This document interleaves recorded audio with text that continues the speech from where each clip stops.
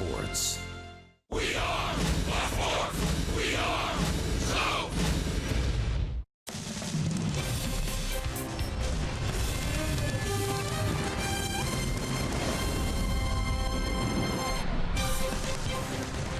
For the final time in 2018, we join you from beautiful Miami, Florida, and Marlins Park, where the Braves hope to split a 4-game series and head home with a very successful road trip. It's the finale of a 4-game set here on a beautiful Sunday for Major League Baseball. Hi again, friends. Chip and Joe, great to be back in the saddle for Game 4 of the series.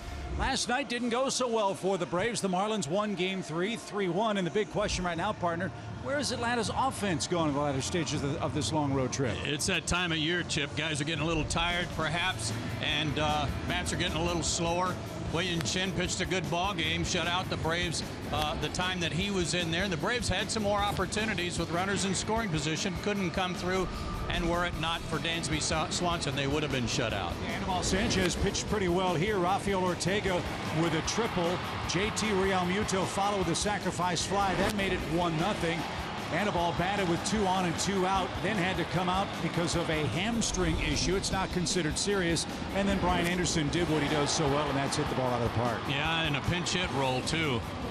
Chad Sabatka, that kind of iced it, really, because nothing was happening for the Braves offense until this happened. And a long home run by Dansby Swanson put the Braves on the board. That's the only run they would get. Yeah, he's hitting balls into Acuna territory. Yes, that's certainly good news for the Braves shortstop, who's on a very nice offensive role, but it's really been one guy and one guy only of late, and that is Dansby Swanson, who's back in the lineup. And Joe, this wraps up 22 games in 20 days for the Braves, and needless to say, even with a 3-game lead in the division, this is a very important Braves ball game. Need to win this one and come home with a split against the last place team. You saw on that graphic too, the Braves left 10 more men on base last night. They're getting guys on. Only 4 hits on this road trip with runners in scoring position. And that will be Kelsey Wingert's conversation with Kevin Seitzer, the terrific Braves hitting coach, as we return to Miami after a break. It's Game 4, Braves-Marlins baseball from the Starship Enterprise next.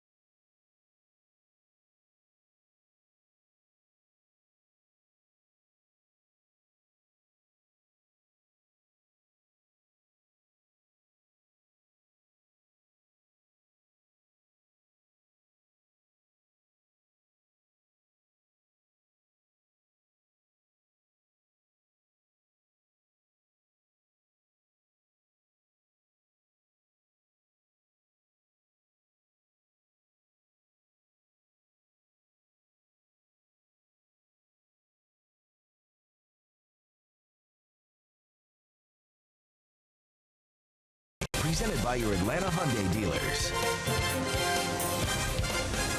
An absolutely beautiful day in Miami as we lead you up to first pitch of the series finale between the Braves and the Marlins. Atlanta going for the series split today. And as you know, baseball is a long season, 162 games. And Brad Brock told me before the game, you can't ride the highs too high and you can't ride the lows too low. And you look at what this team has been able to do this season, sitting at 72 and 57 on game 6 of this 7-game road trip. The pitching has been great this road trip so far. You look at that, the starters with a .72 ERA, the bullpen with a 1.88 ERA. Offense has been good, but recently struggling, especially in these last 2 games. But we know what they're capable of. We have seen it all season long. And hitting coach Kevin Seitzer thinks these guys are going to be able to turn it around real quick. We're doing this as a team. It's not up to one guy to make it happen. Everybody has a tendency to try and do a little bit too much, and you know, it's new territory for everybody here right now because this is our 4th year that I've been here, and you know, it's been part of the rebuild and getting to this position, and now it's just a matter of be the same guy all the time. You know, we talk about, especially with men in scoring position, you don't want to be a guy who steps up when it's a big deal. You want to be a guy who just stays the same all the time and just have your good at-bats and take what he gives you. Don't try and do too much. All right, get your pens out. I'm going to give you some numbers. You saw it on the graphic there. The Braves are hitting .280 with runners in scoring position.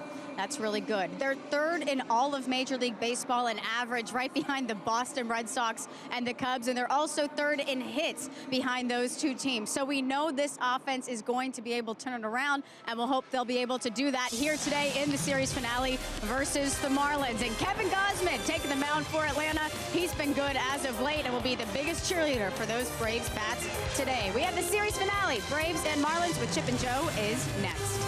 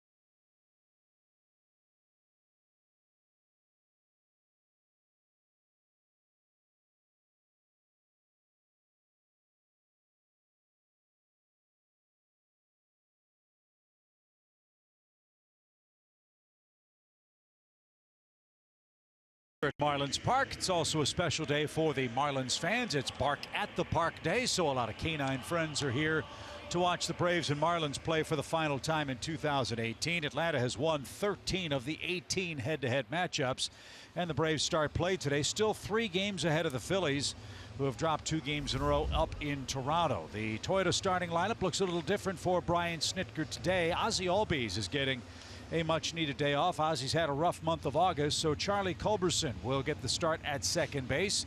Tyler Flowers, club's left-handed pitchers. Dansby Swanson has a nice homer streak going for Atlanta, hitting 8th.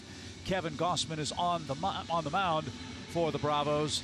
And We'll see what Miami has in store here with a young man whose nickname is Pache. This is Pablo Lopez, whom we saw back in Atlanta. He's sporting the big-time stirrup socks today on Players Weekend. 22 years old, 6'3", 200-pounder out of Venezuela. 4.42 ERA. He pitched August 13th in the doubleheader against the Braves. Did not have a good day. 5 1/3 innings, 6 hits, 6 runs, 5 were earned, 2 walks, 5 strikeouts, gave up a homer. He's got good stuff, though. His fastball is in the low to mid-90s with a good slider and changeup. They like him a lot, and I think we were talking about him in Atlanta, Chip. This is a guy who qualified for, was admitted for medical school when he was 16 years old in Venezuela. That's exactly right. Graduated with unbelievable academic honors, as both his mom and dad are in the medical field. In fact, they may be doctors in Venezuela, and he was going to follow in their footsteps until Seattle drafted him and signed him. And his first pitch, a breaking ball that pushes Acuna off the plate, and we are underway. 3 different pitches yesterday from Chen that really moved Acuna back. Seems to be a theme with the Marlins and how they pitch him. Well, you can understand Ronald's got 23 hits, 7 of them homers, and 18 RBIs against Miami pitching, including Acuna, who hit a home run off this guy in Atlanta. So 2 balls and a strike in game 4 for the Braves leadoff man, Ronald Acuna Jr. And that one slashed out of play, foul for strike 2. Very comfortable inside, 75 degrees, warm and muggy outside, 87 here in Miami. The roof is closed, the exterior wall panel shut as well as the pitch comes in and misses high, says fielded Culbreth, and it's a full count. Lopez coming off a great start against the Yankees here a few days ago. 6 innings, a 1-run ball, 1 walk, 4 strikeouts, got a no decision. That's driven into right field, and it's a leadoff hit for Acuna. His 24th hit against the Marlins pitching staff. And that gives him a 5-game hitting streak that he'll carry into play on Tuesday night at SunTrust Park. Well, he's just doing a fabulous job of getting on base. That was a fastball, 2-seamer that ran in on him, and he fought it off. Really swinging the bat well and trying to set the table for everybody. See if the Braves can drive him in today. Ender's the batter, hitting second. He's got 25 hits against the Marlins in 2018. Big lead at first. He was leaning toward second, but is chased back. Brian Holiday doing the catching today for the Marlins, and not JT Realmuto.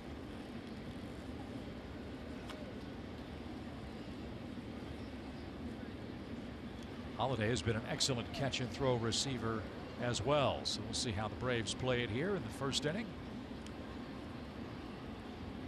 Not going. And the pitch is up and away. 1 ball, no strikes. Braves are wrapping up their 22nd game in 20 days. Tomorrow will be a welcomed off day for everyone in the traveling party. One of 3 remaining off days on the schedule for Atlanta in regular season action. And a chance to go 5-2 on this road trip with a win today. That would be a terrific accomplishment. Braves swept the Pirates, won the first one here in Miami, dropped the last 2 against the Marlins. A victory for Miami on Friday night snapped a 7-game losing streak head-to-head by the Miami club against the Braves.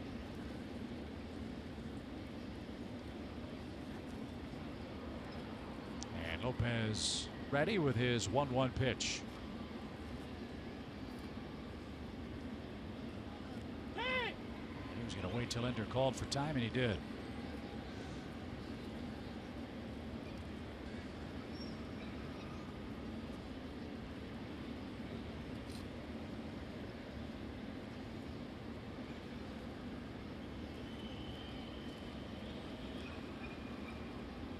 The 1-1. He is up and away. 2 balls and a strike. Very concerned about Acuna at first, distracting him a little bit.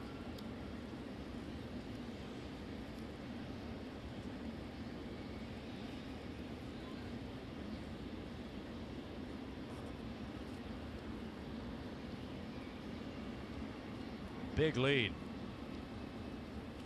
And he started, stopped again, and that danced outside. 3 balls and a strike.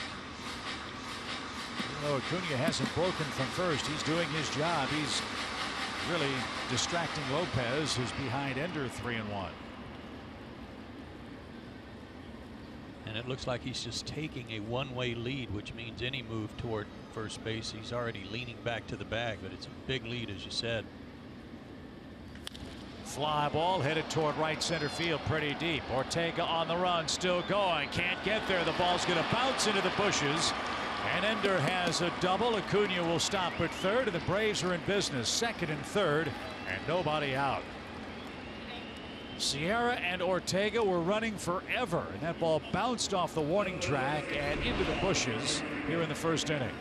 This is a home run by a long shot at home, but not in this park. Ender upset because he knows there's room to run it down. They just had too far to go. What a shame that it bounced into the whatever that is out there, the bushes. But a good setup.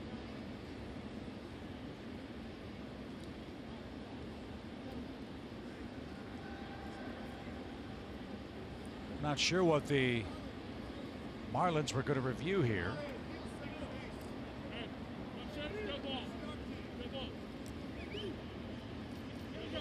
Unless somebody missed a base when they were running, I don't know.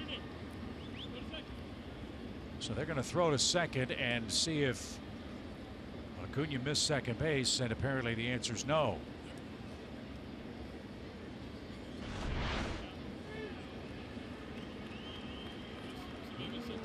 Ooh, with the side of his foot, perhaps.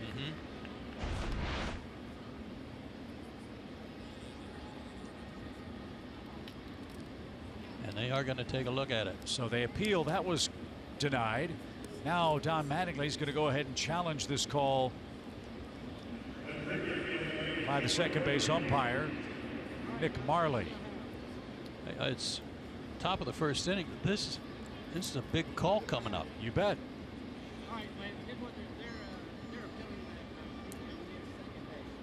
If Acuna touched the bag, it was with the outside of his right foot as he rounded second, was making his way to third. You know that he missed it going by, or he wouldn't have reached back to touch it again going.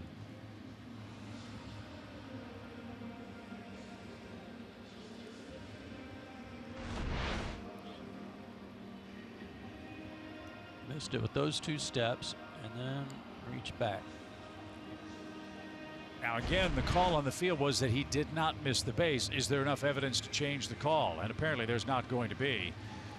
So the call will stand, and the Braves have him second and third, still nobody out. But for Don Mattingly, why not challenge that? It was that close. Well, he's out of challenges.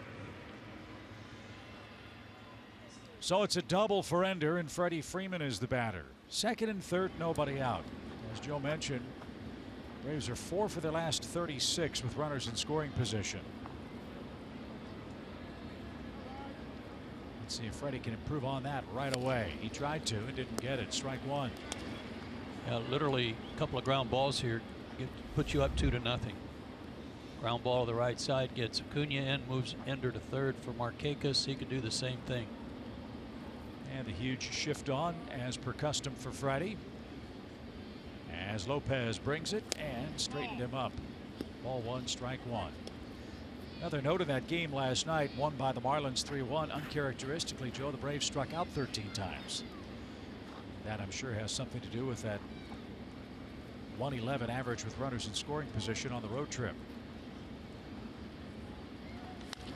And this one's popped up left side. That one's creeping toward the Marlins dugout and into the 4th row of seats on a bounce. There's a break, but it's 1-2. Ian Chen was very good last night. A lot of first pitch strikes, getting ahead.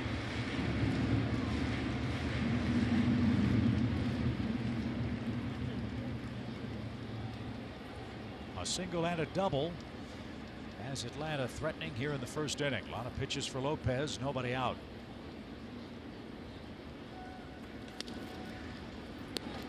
And 2-2. Freddie's 2 for 10 in the series. Looking for his 30th hit of the year against Marlins pitching. He's hit 8 homers against Miami, and now the 2-2 is bounced back to the mound. There'll be one play. It's to first, and Lopez gets Freeman to tap back to the hill. 1 out. Any other kind of ground ball, and Freddie would have been in business. Anywhere else. Anywhere but to the mound or to Anderson at third, but right back to him. Jammed him. Almost had Acuna at third base. So Nick Markakis, the key man of the inning. Quiet road trip for Nick at the plate. He's 4 for 23 on the road trip. They're going to walk him. And load him up and pitch to Johan Camargo.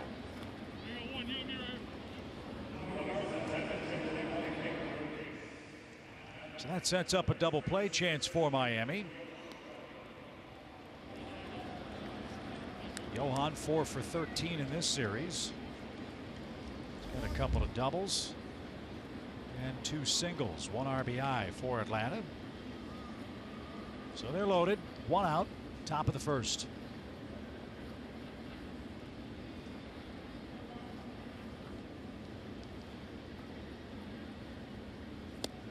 Johan's had an odd series. He started the series 0 for 2 with 2 strikeouts. Then he went 4 for his next 4, and now he's 0 for his last 7.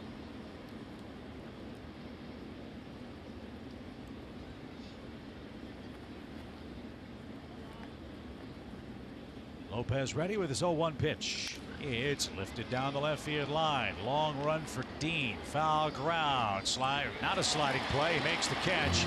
And a strong throw to the plate. Camargo flies out to left. And the Marlins are an out away of getting out of second and third. Nobody out.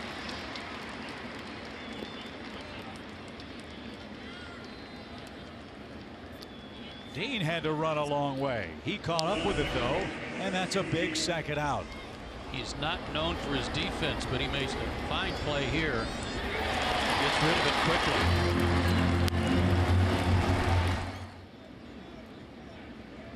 So the fate of the inning in the hands of Charlie Culberson.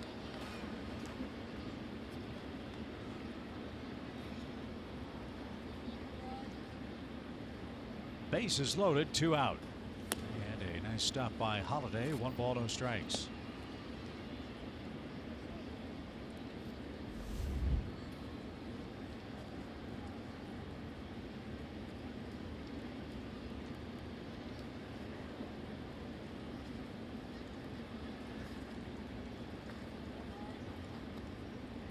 Lopez continues out of the stretch. And Charlie couldn't check his swing. It's now an even count.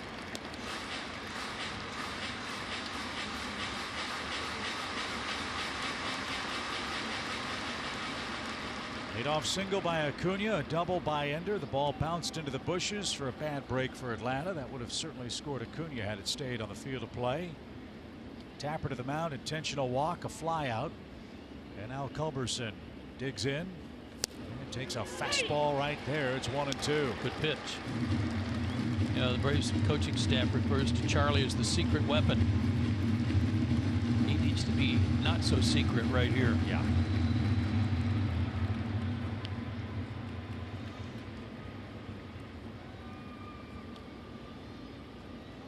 One ball, 2 strikes.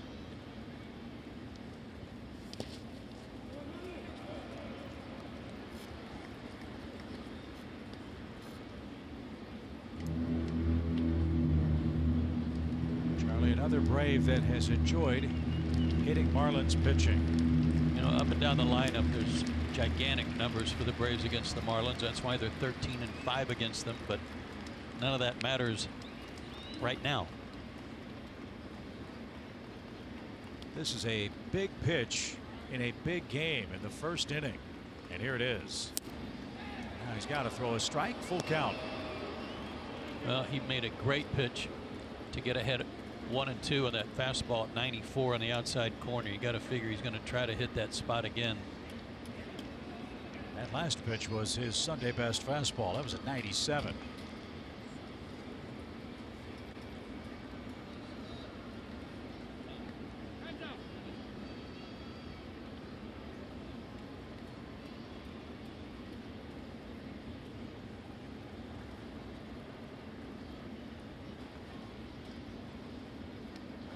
So a Brave at every base. 3 balls, 2 strikes. The pitch. Here's a little tapper hit toward Riddle at short. He'll charge, field, fire, close play, but they got it. And unbelievably, Lopez pitches out of second and third, nobody out, and the Braves unable to break through with the heart of their order. Atlanta leaves them loaded. We go to the bottom of the first inning, still no score.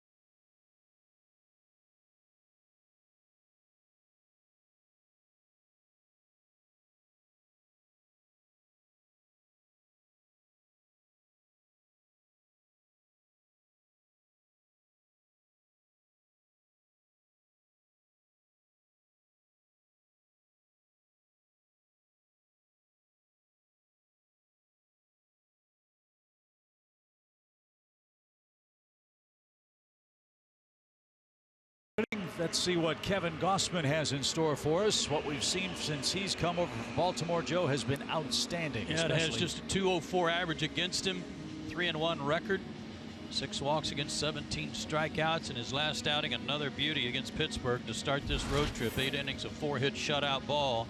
He won that one 6-1. His 4 keys to pitching success today. Number 1, top of their order is the area that has the most damage in it in terms of home runs. And he's also faced Starlin Castro a lot. Castro 11 for 33 against him with a homer. Got to keep an eye on him. This is Kevin's first pitch in Marlins Park. He's never played here before as an Oriole, certainly as a Brave. Let's see how he fares in this spacious National League yard as Rafael Ortega leads off and takes a strike. In that 8-inning performance against the Pirates, Gossman threw just 103 pitches. He had everything working. And he beat Miami at SunTrust Park on August 15th. He's ahead 0-2. 6 innings that day, 2 runs. Won that one 5-2.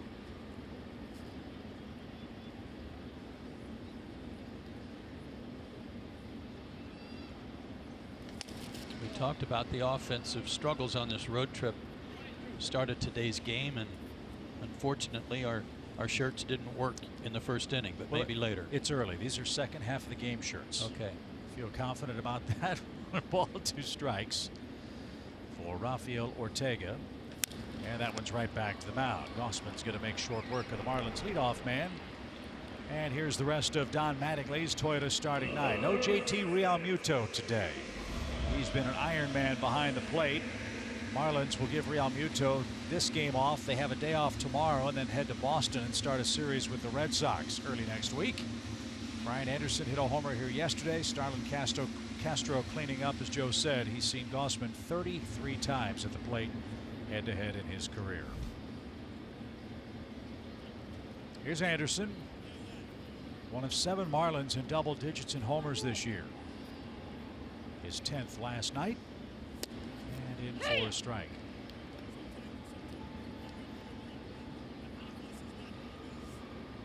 Anderson having a terrific rookie season. 18 of his hits, 2 of his homers have come against the Braves this season. Remember, he started the year in right field after Miami traded away Ozuna, Yelich, and Stanton after playing third base last year. Now that Ortega and company have come up and have played well, they've moved him back to third base. And Maybe that's where he'll stay over the final month. Down the right field line. That's a long run. That's trouble, and it's foul. Fortunately, and a 1-2 count.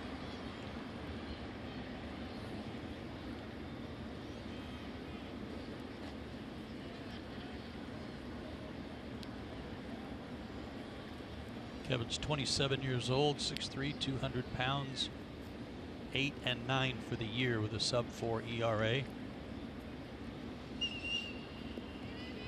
Made a good pitch there, up and in on Anderson.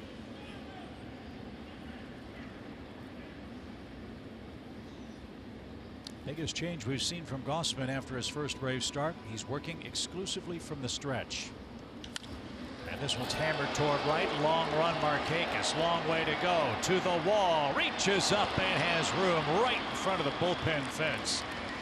And Anderson with a deep drive that would have been a homer just about any place else.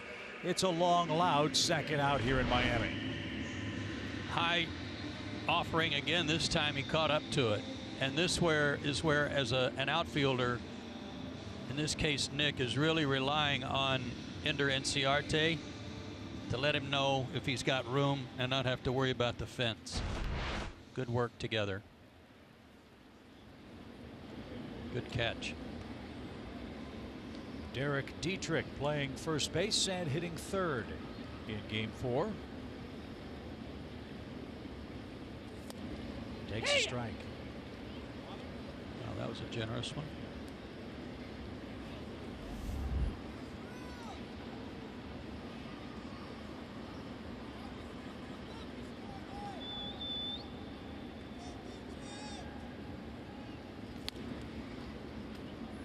One ball, one strike for former Georgia Tech star Derek Dietrich, whose thank you patch on the right sleeve says thank you to Abner Doubleday. Nice gesture for Dietrich. The 1-1 pitch. And that's outside, ball 2.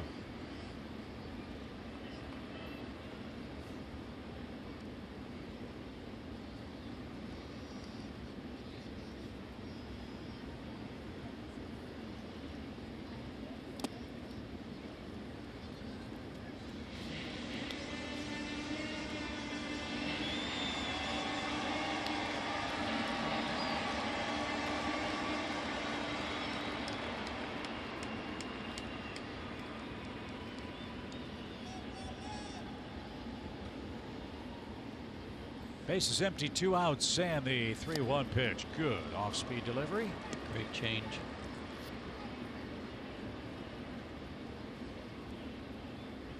And now it's full.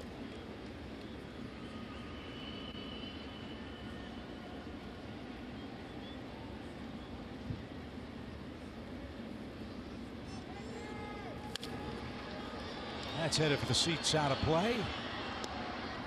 Hey, great catch. That was. That fan tracked it all the way. And yeah, Andy, take a bow. Why not?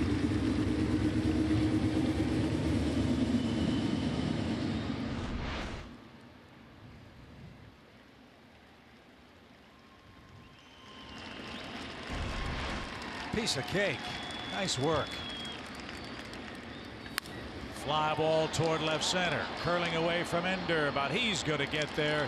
And Gossman works a perfect 1-2-3 bottom of the first inning. Braves go back to work. No score after 1.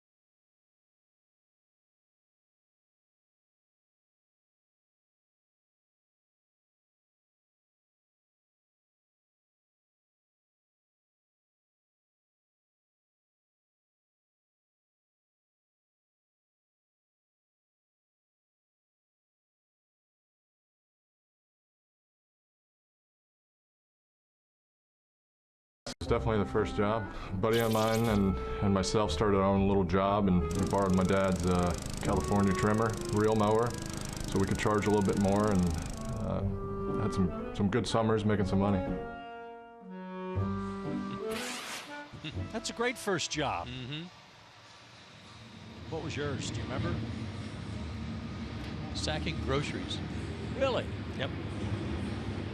Roy's Supermarket. Is that right? Blanchard, Oklahoma. I hope you always double bagged. As Tyler Flowers leads off and takes a strike. If needed. You know, if you're an experienced bagger, you know when and when not to. Tyler hitting .219 on the year. And that just missed from Lopez. Great job by Pablo to get out of a gigantic first inning miss. Braves had second, third, nobody out. And could not push across a run. He was biting in on his hands, and he couldn't resist. 1-2 the count. Braves have scored 1 run in their last 23 innings.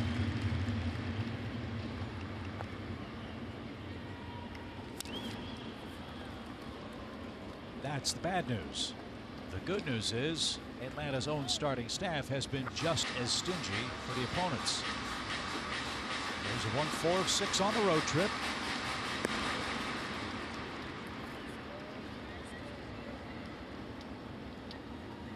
And have Flowers leading off the second, and that bounced up there. 2 balls, 2 strikes.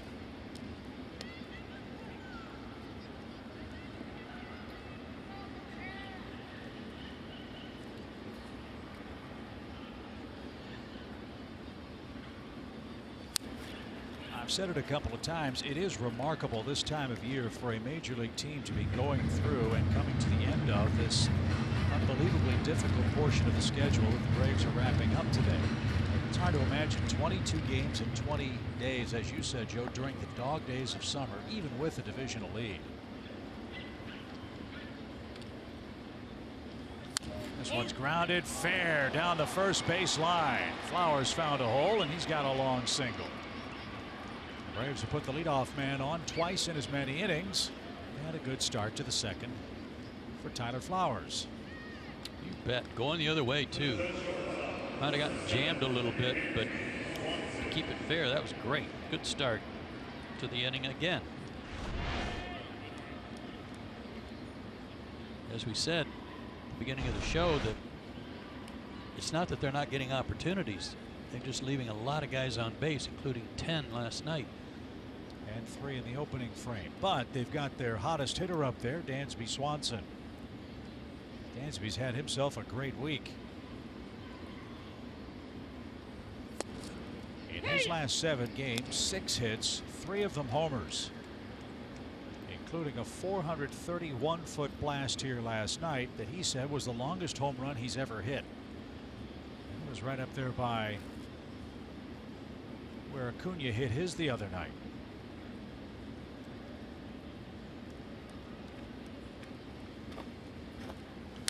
It was one of the great features from Kelsey Wingert in this series, where she showed us where Acuna's ball dented the outfield wall out there.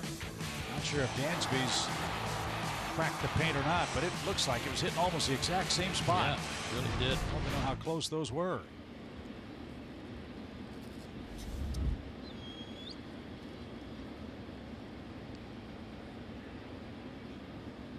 No balls, 2 strikes. Pitcher next.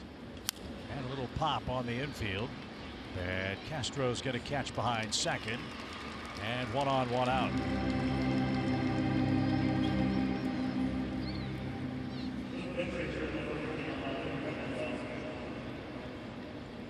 And here's Kevin Gossman. Kevin's 1 for 10 at the plate. However, he's put together 5 or 6 really good plate appearances. Hasn't resulted in hits. He's had a couple of deep counts. Looking for his first sacrifice right here, perhaps. Nope. Hacking. And he took a strike.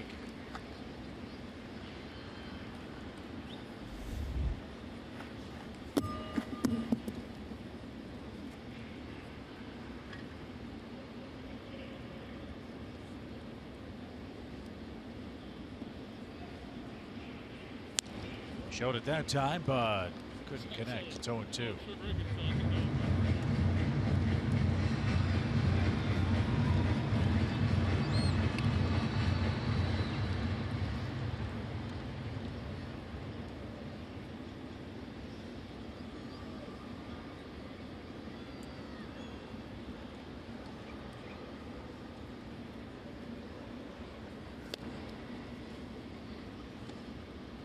Now it's 1-2.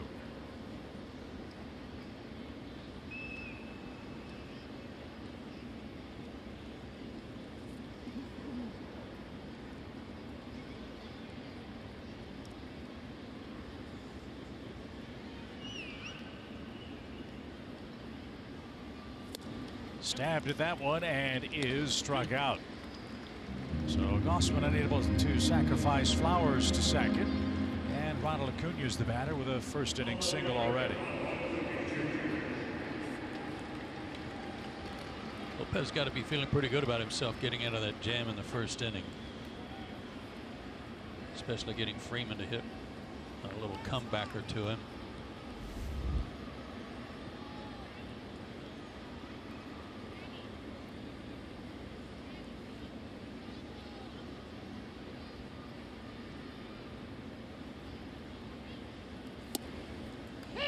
Took a little off and caught a corner. It's a strike.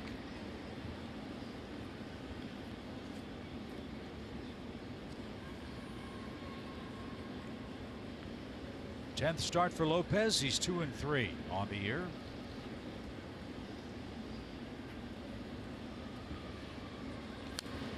And fouled back. Marlins are 2-7 in games this young man has started, in large part because Don Mattingly's club just doesn't score enough runs to support him or many of their other starters.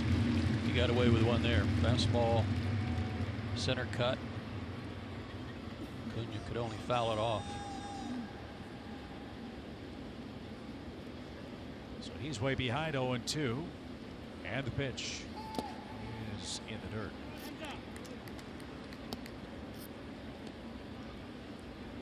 In September, the Braves will become big Marlins fans. They've got 6 games left with the Phillies.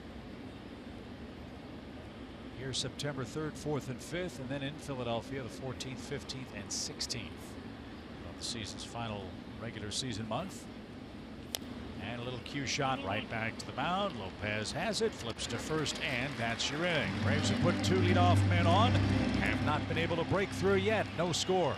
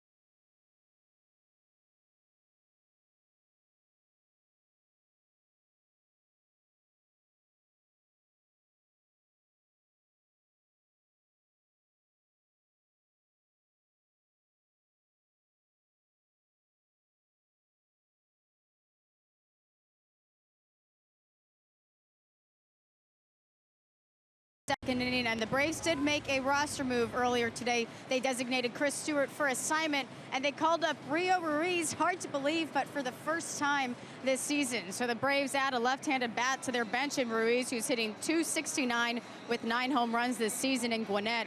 Brian Snicker told me he's gotten great reports on the way Rio has been swinging the bat. Rio did play in both games of Gwinnett's doubleheader yesterday. He had 3 hits, including a home run, 4 RBI. And guys, he took a 7 a.m. flight here this morning. He is available today, but you gotta imagine that boy is tired. Well, he won't be the only one, Kelsey, in Braves colors. It's a little weary after this long stretch of action over the last 3 weeks. Putting on a big league uniform anytime would certainly give you a rush of adrenaline. We'll see if Rio sees action in Game 4 here this afternoon. You can catch up on the charter flight home. There you go. Here's one of Joe's Ford Keys, Starlin Castro, head-to-head with Gossman. First time this afternoon. Kevin got the first 3 Marlins in order in his first inning of work today.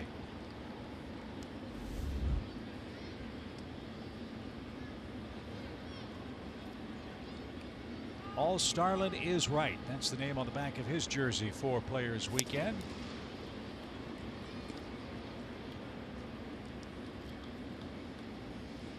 With the Cubs, with the Yankees. And a solid veteran presence in the clubhouse, on the field, and in the lineup for Don Mattingly in this long rebuilding year for the Marlins. And he was just blown away on 3 pitches from Gossman. That one at 94 miles an hour for his first strikeout.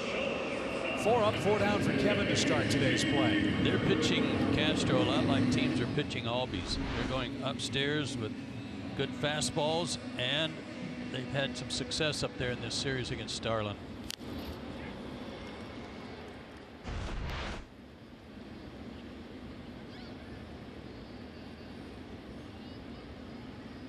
JT Riddle, the shortstop, and 228 on the year. Takes one downstairs. 1 ball, no strikes. Quiet homestand for JT with 3 hits and 16 at bats.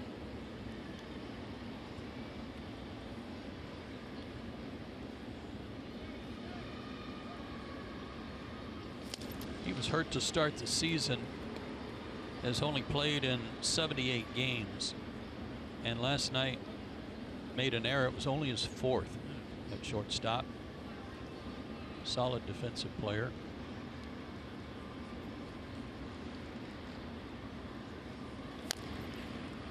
Goes behind now. 1 ball, 2 strikes.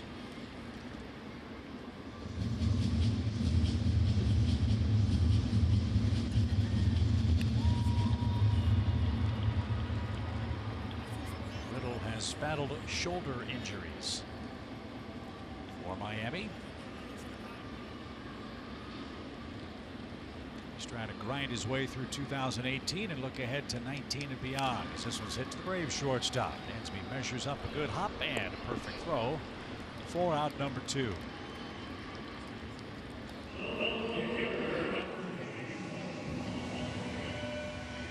And here's Austin Dean. Braves have held him to 1 for 12 this year.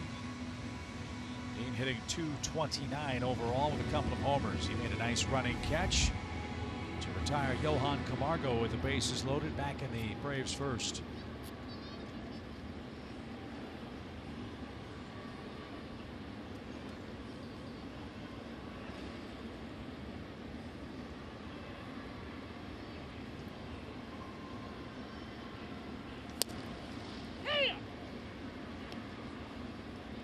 I really love the way Kevin is pitching out of the stretch.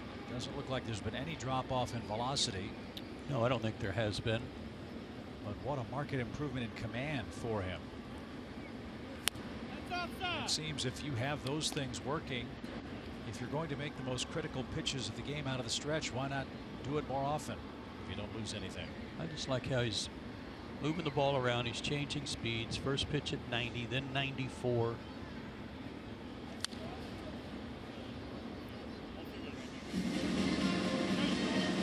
Got the split that's terrific. Saw a 79-mile-an-hour changeup that was probably a split finger pitch earlier in the first inning.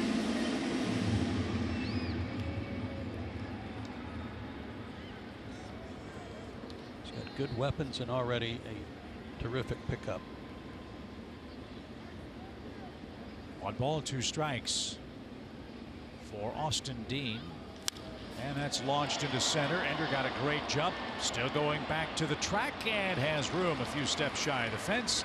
And it's 6 up, 6 down for the Marlins at the plate. We head to the third, no score.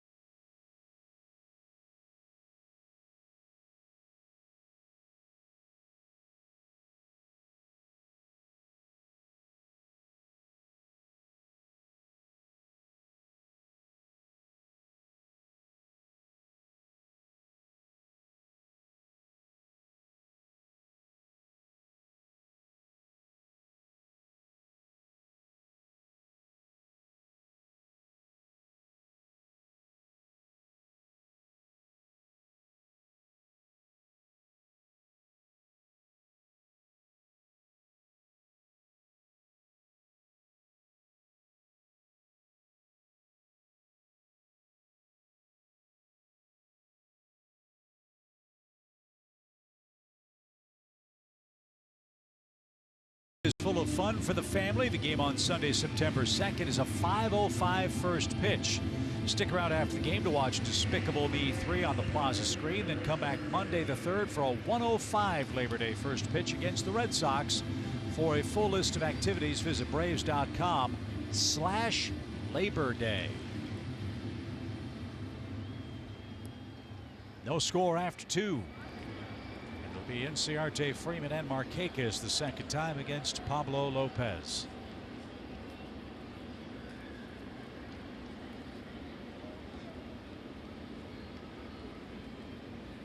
Swing and a line drive to right and played on a hop. Ender's 2 for 2, a double and a single. And the Braves, for the third straight inning, have the leadoff man on. Ambushed at first pitch.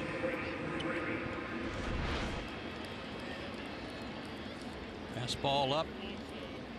And oh man, is he putting some good swings on the ball.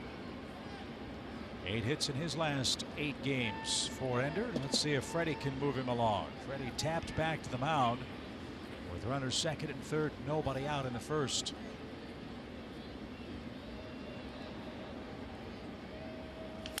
And he taps back to the mound again. Second for 1, first for 2.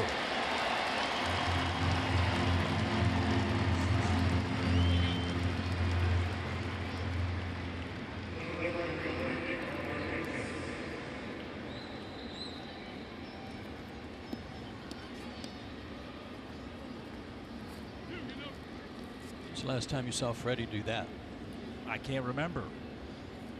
And Lopez has given up a single and a double play on 2 pitches here in the third inning. And now Markakis, the batter, they took the bat out of his hands in the first. Walked him to load him up with 1 out, and that move paid off. Braves have 4 hits. But no runs. Strike 1 for Nick. Phillies lead Toronto in the Rogers Center. That game's in the second inning. Rhys Hoskins and Carlos Santana hit back-to-back homers in the first inning in that one. This has been kind of a real blessing for the Braves. While they have struggled to score runs on this road trip, the Phillies and Nationals haven't been able to take advantage.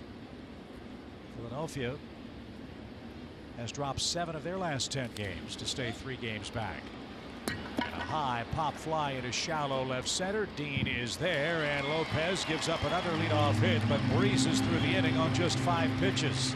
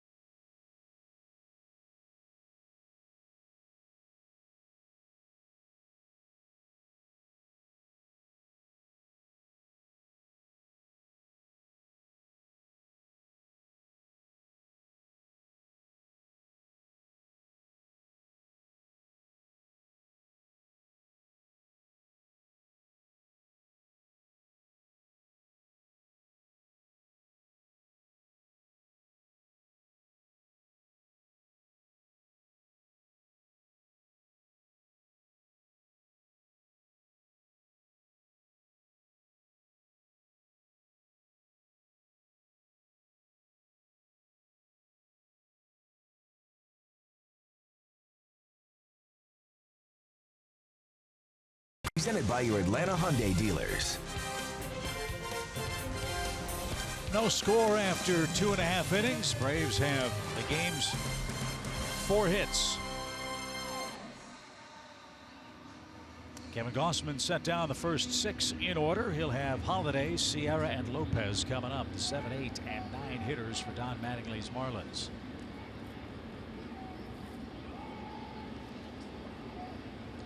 Holiday at 202 on the year, a home run, 15 driven in. This is his 10th at bat of the year against the Braves. Gossman delivers a strike.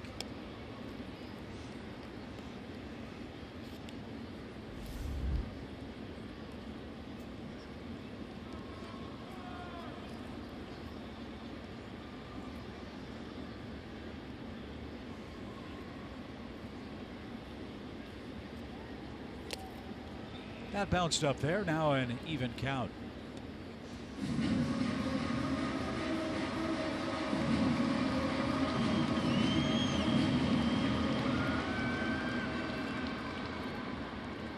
That is a very Art Deco Miami style bat. Check that out. Certainly is. Good catch by our great director Mike Miller today, as that one's cut on and missed.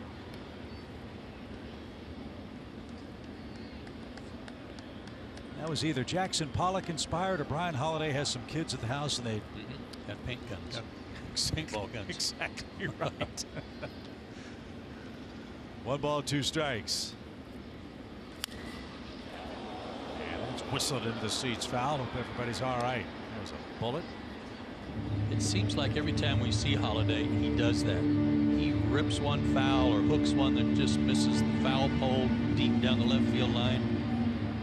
Really turns on the ball hard. Can't keep it fair.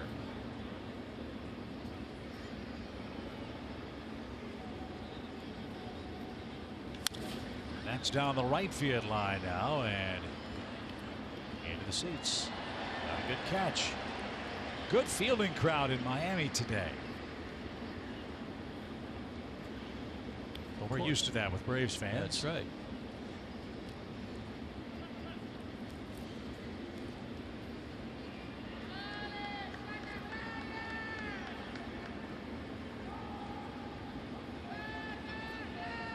Swing and a miss. Good 95-mile-an-hour fastball. It's 7 up, 7 down for Kevin. And here's Magneuris Sierra. Went right after him. Good pitch.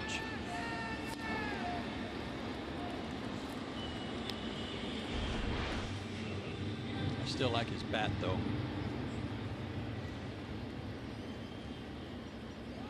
Sierra came from the Cardinals in the big Marcell Ozuna deal before Christmas last year.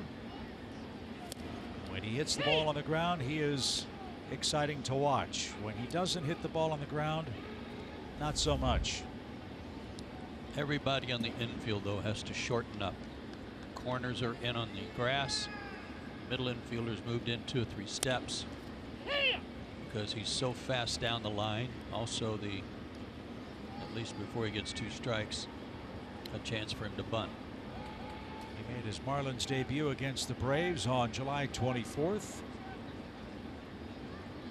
He's got a 3-hit game and a 2 RBI game against the Braves this year. Remember, this is a young man who started last season in A-ball and made his way to the big leagues with the Cardinals. Getting some on-the-job training with the Marlins. 1 ball, 2 strikes. And in and out of Tyler's glove. He'll stay alive.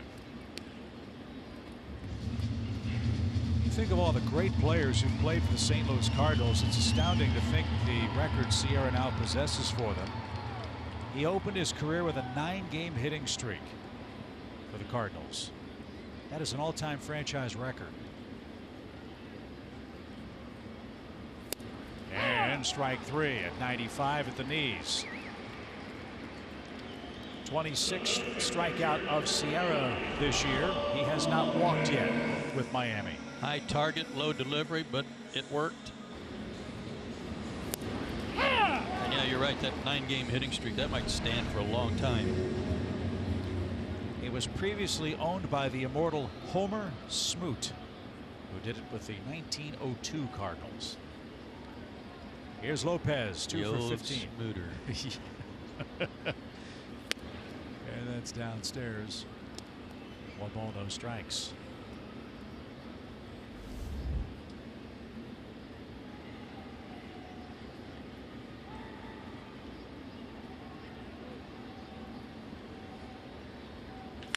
Sharply hit, and the pitcher has the first hit for Miami.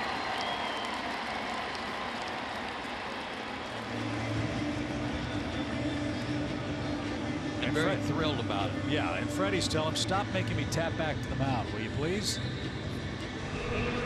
3rd hit of the year. He's now 3 for 16.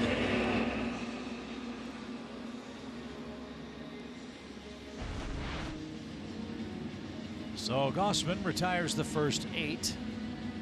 He gives up a hit to Lopez, and Ortega's the batter. With a man aboard and 2 outs. No score. We're in the 3rd.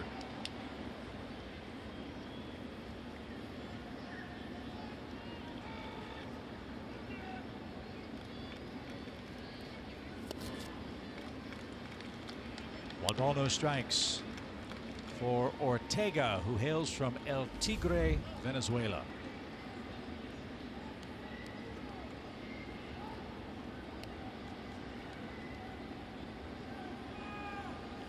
And he's earning his stripes in the leadoff spot for Miami. He's hit safely in 12 of 15 games since he was brought to the show.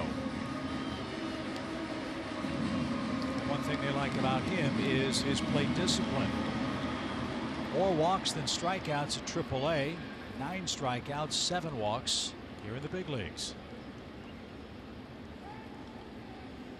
1 ball, 1 strike. Lined into center. Ender hesitated for a moment, but tracked it cleanly, and that will retire the side. Johan Camargo leads off the 4th for the Braves, still scoreless in Miami.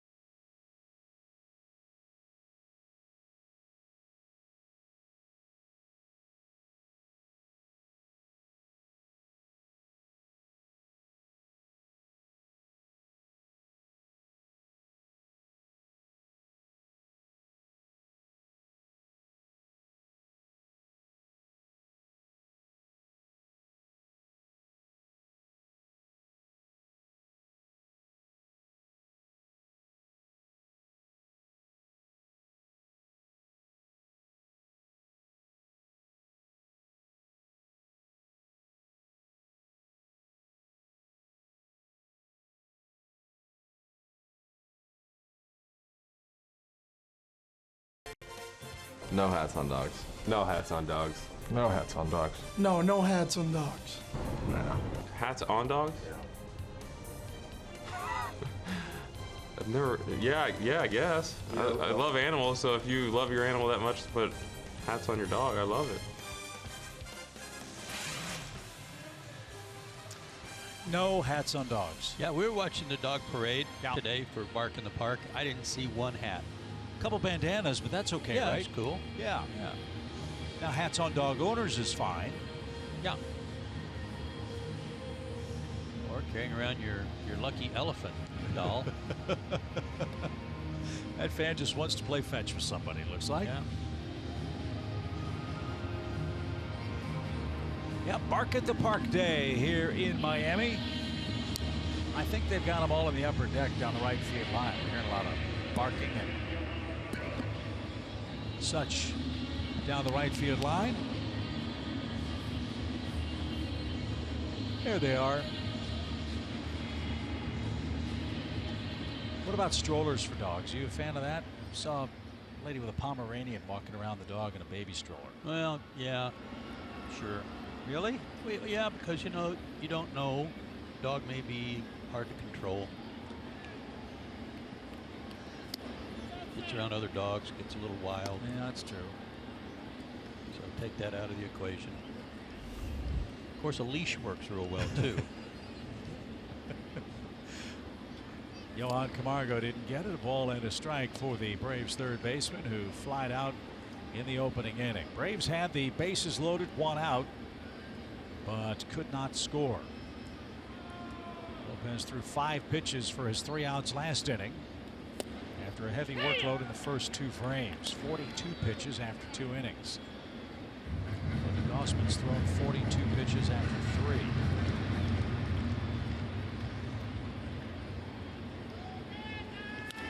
Little pop into shallow left. Dean is there and makes the play. Joe, are we seeing evidence of the fatigue that we've talked about a couple of times with all these pop-ups we've been watching from the Braves the last several days?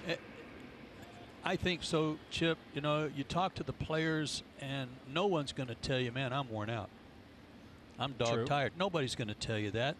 Everybody wants to play, and they feel like they're all right physically, but the signs would tell you otherwise. And sometimes it's not even physical fatigue, but mental. You know, I think Kevin and Brian Snitker do a good job of controlling too many swings, you know, not hitting on the field too much. They get their work in the cage with some soft toss and whatever to get loose. But let's face it, it's a long season. It is a real gauntlet right now because of the schedule. I just feel like that's what we see more often than not when we see some swings like that. Culberson grounded out to end the first inning and fouls it away. Charlie's playing second base for Ozzie. I would guess that tomorrow with the off day, I just be speculating, but I'll bet everybody's banned from even coming to the ballpark unless you've got to have treatment of some kind. Right.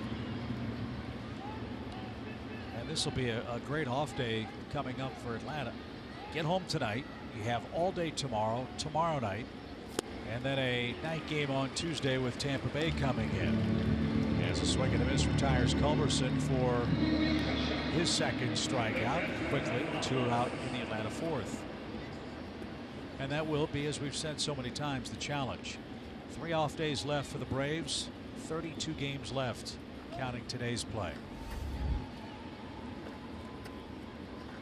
And these will be high pressure, high stress, quality opponent games for the Braves, including Tampa Bay, which is the hottest team on the planet right now. The Rays have won 7 consecutive games, and they're beating Boston again today. Tampa Bay comes to town Tuesday and Wednesday nights. And we are told that we might see 2 of those opener games for the Rays, meaning they use a relief pitcher to start and get through the top part of the lineup before turning it over to the bullpen. And the Braves talked about how difficult that challenge was when we saw the Rays down in Tampa Bay. Tough to get a rhythm. So we'll worry about that on Tuesday. We'll worry about the Marlins today. No score. With Flowers up there, he singled his first time up.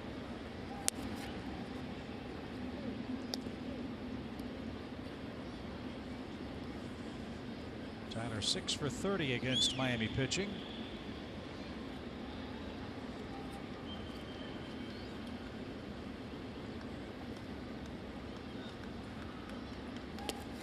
And off the plate. Good take there. Full count. Nice slow breaking ball from Lopez, and he was able to lay off. Hey, this guy's getting his confidence up. He's pitched around leadoff hitters in the first 3 innings. Left the bases loaded in the first. Feeling pretty good about himself and his stuff right now. And It's yanked foul. We'll do it again.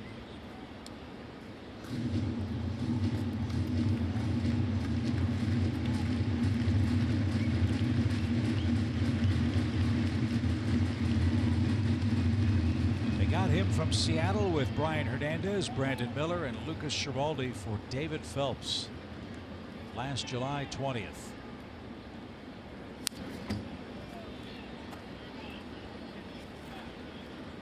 He earned a win in his major league debut June 30th against the Mets. On June 29th, Sandy Alcantara made his first big league start and also won. They're the first set of teammates to earn wins in their first career starts since 2012 when Yu Darvish and Neftali Feliz did that with Texas.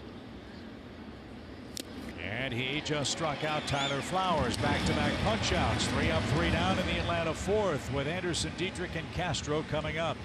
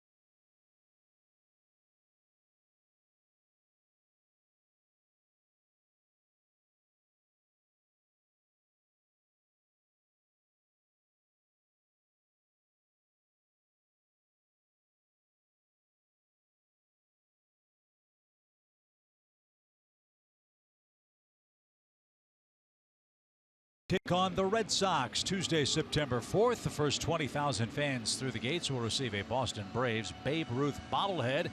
Brought to you by Gas South. Get your tickets today at braves.com/tickets. Kevin Gausman's dealing 1 hit through 3 shutout innings with 3 strikeouts. He'll face the 2, 3, and 4 hitters for the Marlins for a second time. Brian Anderson, with his first career pinch hit homer last night, will get things started for Miami.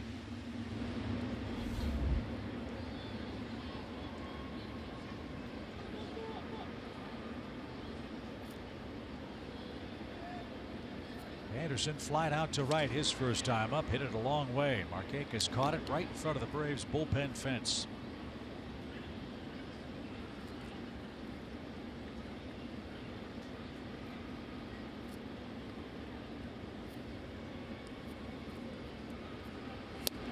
I don't know what changes, if any, Derek Jeter and Bruce Sherman and their ownership group will make with this Marlins ball club in the offseason. There will be new faces, I'm sure, but how deeply they can delve into free agency or the trade market remains to be seen. Well, one of the consistent complaints we heard about this ballpark from Marlins people was the size of this place for their players. As you said, they hit here 81 times a year. And they've hit the fewest home runs of any team in the National League. It certainly hurts a guy like Anderson, who almost hit one out the other way in the first. I wonder if they would consider moving the fences in a little bit, identifying the spots where their hitters hit the ball most frequently, and make some more changes to what's been a cavernous ballpark since its inception here. Yeah, you said that the other day. I thought that was probably noteworthy. Something they could do. Again, it depends on your personnel. A swing and a miss, and Anderson's retired. And strikeout number 4. Good off speed. Pitching great, as we have also said. starting pitching has been awesome. That was a split finger and a beauty.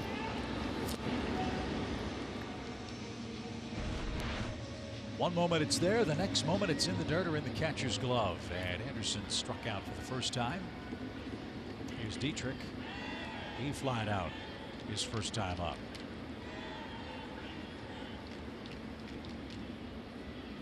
And the reason I bring that up, this is an era of quick strike baseball. Manufacturing runs is in many ways not a lost art, but a much more difficult one with the quality of pitching that we see. And when you can have your club hit a couple of home runs to get you back in the game, well, that's the name of the game now. Walks, strikeouts, and homers. This club strikes out a lot. They don't walk a lot. And they don't hit a lot of homers, which explains why their offense is having such trouble so far this season. That and trading away 3 great offensive players in their outfield. Yeah, that didn't help. 2 balls and a strike. The other side of that is what you give your offense. Well, the other team can take advantage of that too. So all that, I guess, has to be weighed here in Miami. 2-1 pitch. He's out of play, foul. It's a great park. It's perfect for this area. Art Deco, modern. I know that certainly is. It's not Jackson Pollock. No. The perception of beauty is in the eye of the beholder. As that one popped out of Tyler's glove, still 2-2. But all that's left here is a solid foundation. I think Derek Jeter's talked about that. There's a great article online written by Jerry Krasnick about that. You can have the most beautiful house in the world, but if the foundation's crumbling, you're going to have problems sooner rather than later. And that's what they're trying to fix, the foundational aspects of this franchise. The economics of the Stanton contract weren't going to work down here. And so they moved him and made the best deal they could. Stanton had a complete no trade clause.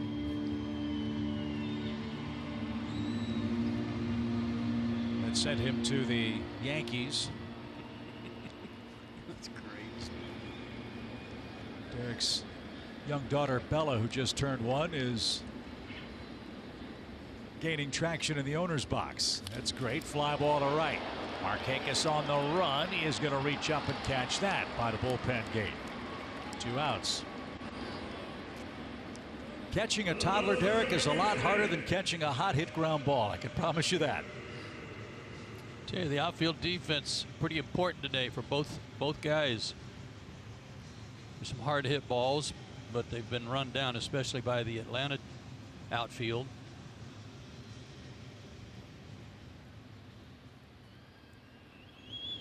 There have been some balls that, as we've said, would probably be home runs in other ballparks, but they might be home runs in this ballpark too, if you, on a normal basis, earlier in the year when the guys are a little fresher.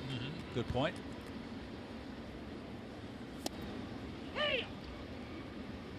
Well, we know the Marlins have won before. We know when they win and they keep their team together, the fans will come watch them play.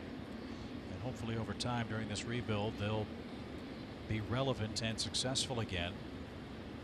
This is such a great sports town. It's a beautiful part of the world. It's an international city. I would think if you're a player, it'd be a great place to come play. Gorgeous weather and all that the South Florida area has to offer. Another high fastball to Castro. Just barely able to foul that one off and get a piece of it. Let's see if they stay up there.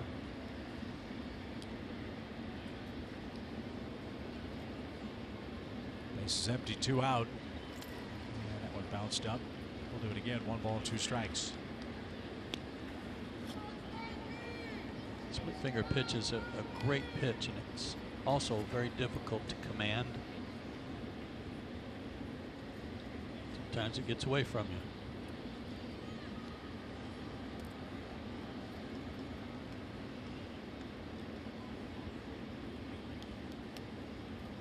So it's 1-2, and here it is.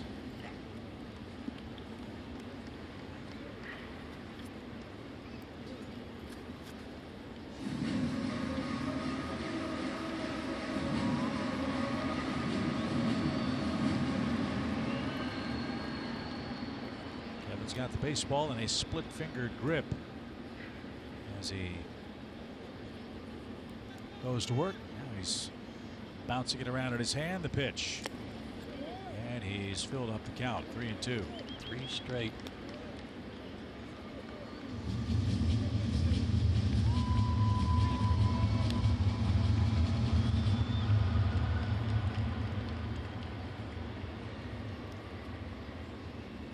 So 3 straight split finger pitches. Now do they go back upstairs? Let's find out. Ground ball to third. Came up for Camargo, and his throw to first is a strike. And Gossman's given up 1 hit in his first 4 innings in a scoreless game.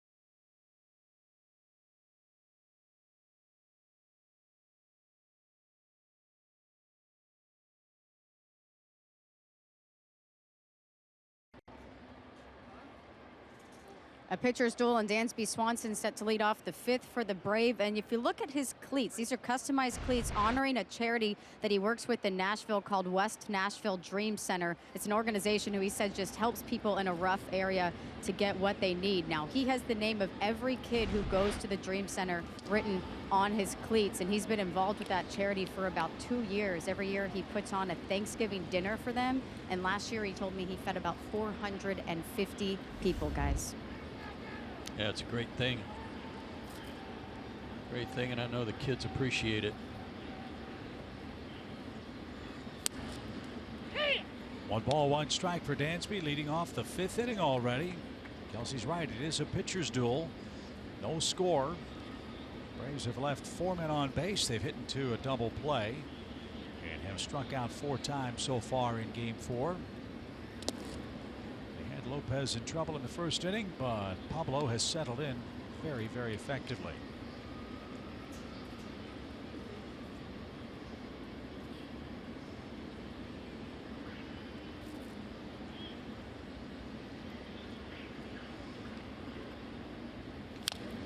A tapper foul. It's 2-2. Yeah, you think about that first inning and how Lopez was on the ropes big time. Braves are in position to have a big inning. He gets out of it and breathes a sigh of relief. Takes off.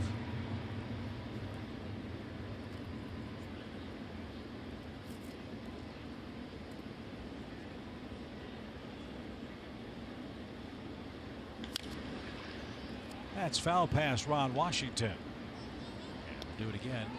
2 balls, 2 strikes. Again, he's got a good arm.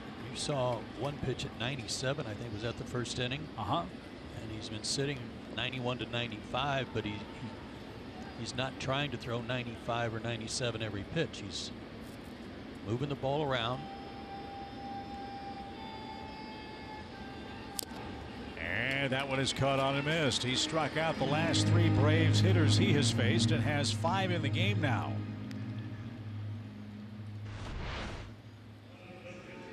This had great movement. It took a little off his changeup, sinking down and in. So 5 strikeouts for Lopez. Gossman was his first victim.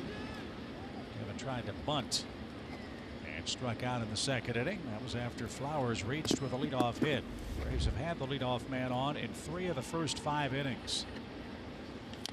And a swinging bunt. Holiday will pounce, field, and fire. 2 men are out.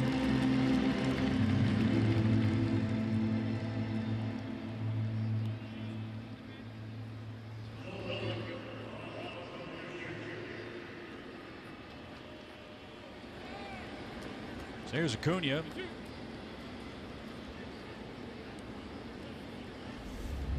Ronald led off the game with a single, tapped back to the mound in the 2nd.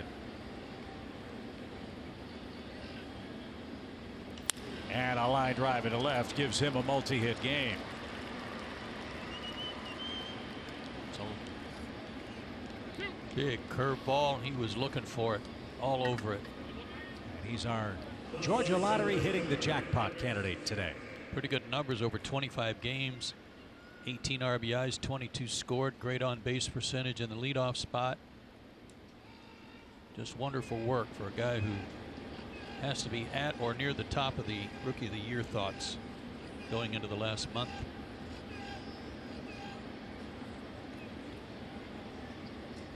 If he can hit 340 the rest of the way, I like his chances. Yeah, boy. Here's Ender, a single and a double. And that's off the plate. 1 ball, no strikes. 5 hits for Atlanta. Let me correct myself on Lopez. He's struck out 4 Braves so far in the game.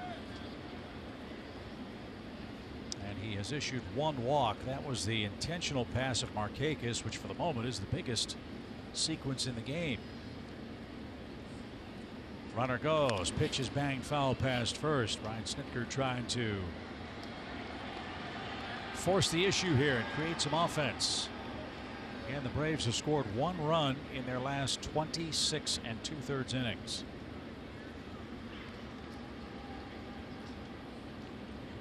Holiday behind the plate.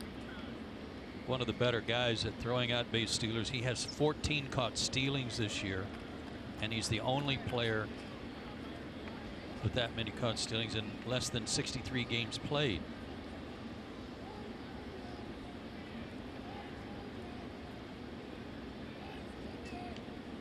Leaning is Acuna.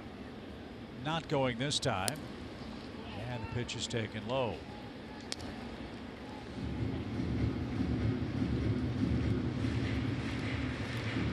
Washington's in action today. They're facing the Mets. Scoreless game in the 5th. Washington has been shut out 3 straight games. They've got a 32-inning scoreless streak for that offense. Unbelievable pitch. That's inside, ball 3. Atlanta would love to get Freeman up there with 2 outs.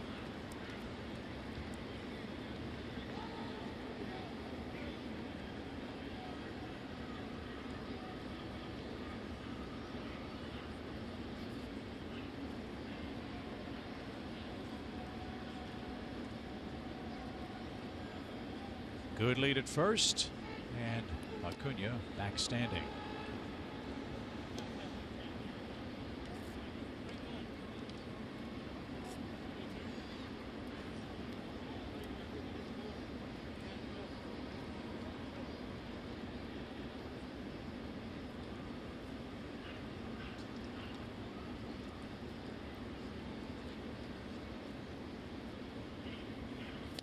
And that's outside, and that's exactly what Atlanta will get. Freeman's coming up, 2 on, 2 out in a scoreless game. I can promise you that caused Don Mattingly to sit back and 2 out, nobody on, and now have to face Freeman with 2 on. He would probably quote our director, Mike Miller. Yes, that's exactly what he just did.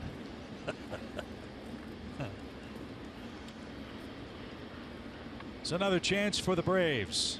First scoring position chance since the first inning. He's tapped back to the mound twice, once into a double play, so he's 0 for 2. Acuna, a huge lead at second, will draw Lopez's attention.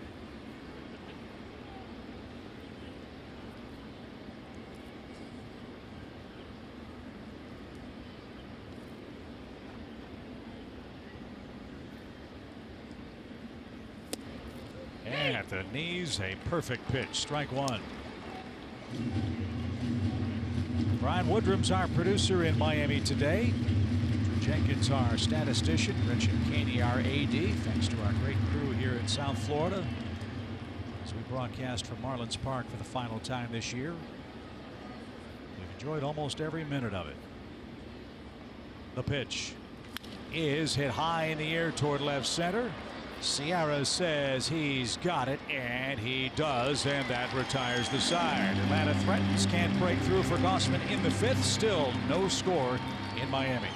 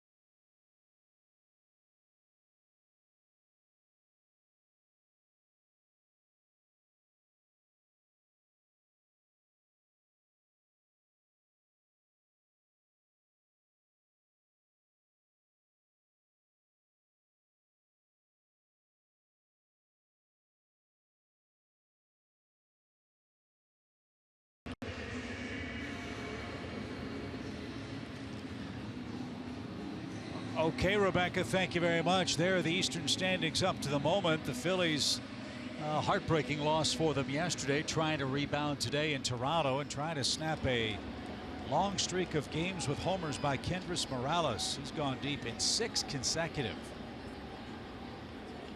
So he's hit one today. That's 7 games in a row. That's one shy of the all-time record. It is. Now the Phillies are having issues with their bullpen. The back end of their bullpen is giving up a ton of runs after they have leads. JT Riddle is the batter for Miami. Osman's given up 1 hit, nothing else. Well, that I think is going to be a fascinating thing to follow with the Phillies. We know how good their starting rotation has been, most notably Aaron Nola.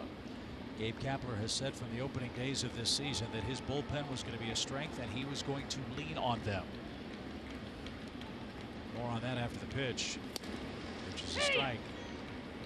All those early exits by pitchers in April and May might be catching up to them in August and we hope in September.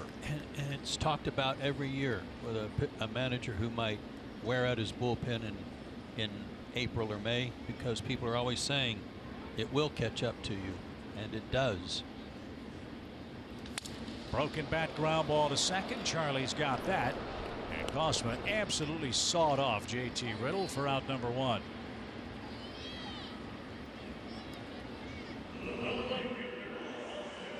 He's really got good stuff, and he's showing it again today.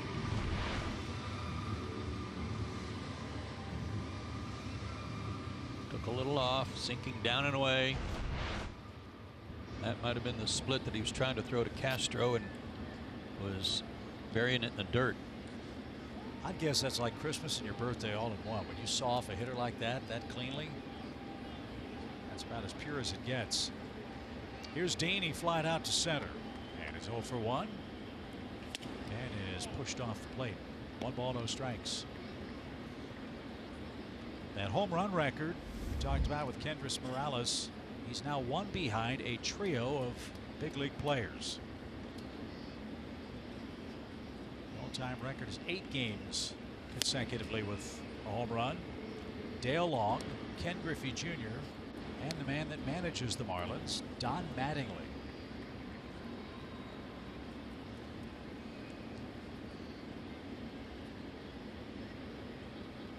Boy, could he hit.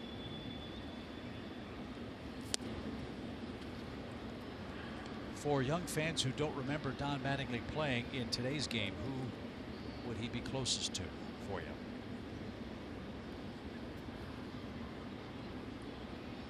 I'll get back to you. 1 ball, 2 strikes.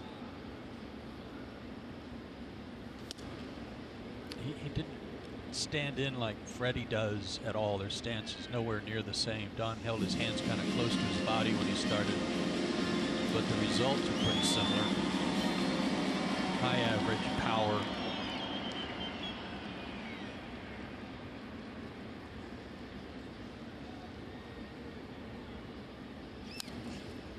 How about that swing by Dean? Get off me. It's 96. About 6 inches inside. Fielding Colbert wants to know if he's okay. Yeah, the old get off me ball. The plate was saying the same thing. Yep. Front foot went out from under him.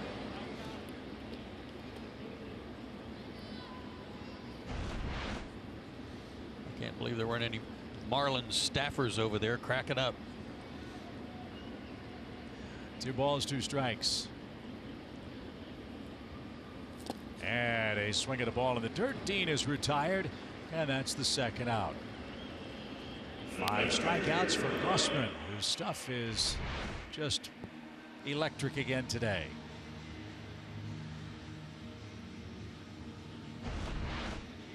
And every time Kevin throws up a gem, you know what the fans in Baltimore are starting to think and worry about, and that's the name Jake Arrieta. Arrieta couldn't really turn the corner in Baltimore, went to the Cubs and won a Cy Young and a World Championship. So far, the early returns for Kevin have been outstanding since the Braves got him from the Orioles. And another swinging strike.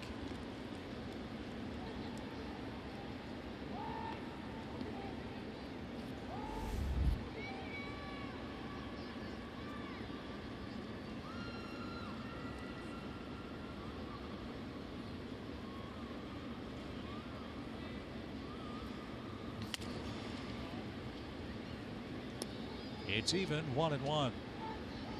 Gossman's held the Marlins to 1 hit. That 1 hit is from the pitcher, Pablo Lopez.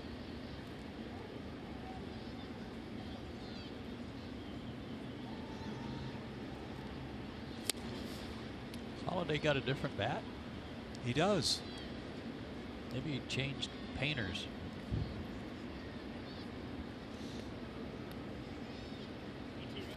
Yeah, the first one was that very colorful Jackson Pollock looking thing. Yeah. The squiggly colored lines all over it. Now he's going back to a standard stained model.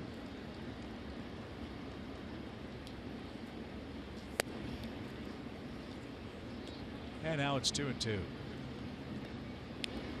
Well, he struck out with the one with the fancy paint on it, so it obviously has no hits in it. No. So you got to switch up.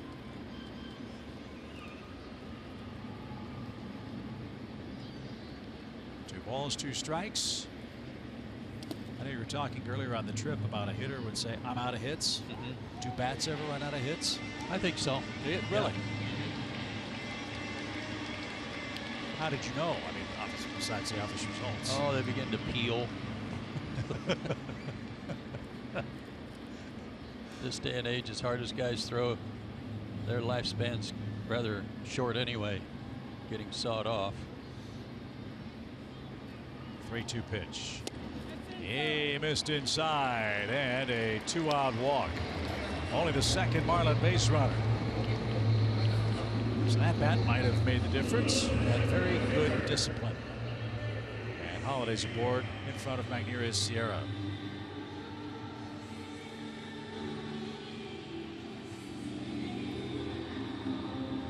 Sierra struck out his first time up. Joe's keys today, top of the order, and Starlin Castro in particular. For keys for Gossman, he's been brilliant. He's retired 14 of 16 batters. And delivers strike one to Sierra.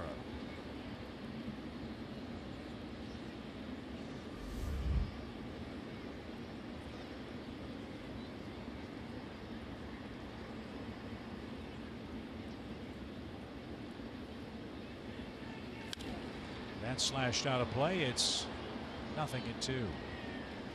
Mentioned when we saw the Marlins in Atlanta that they have brought in Juan Pierre to try to help this young man figure out the intricacies of bunting, getting the ball on the ground, and using his speed. That was what made Juan Pierre such an exceptional player.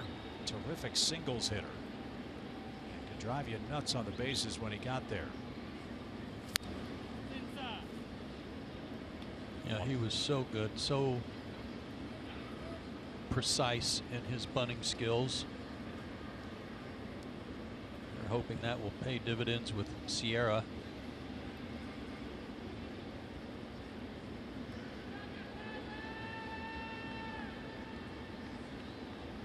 One ball, two strikes. Here it is.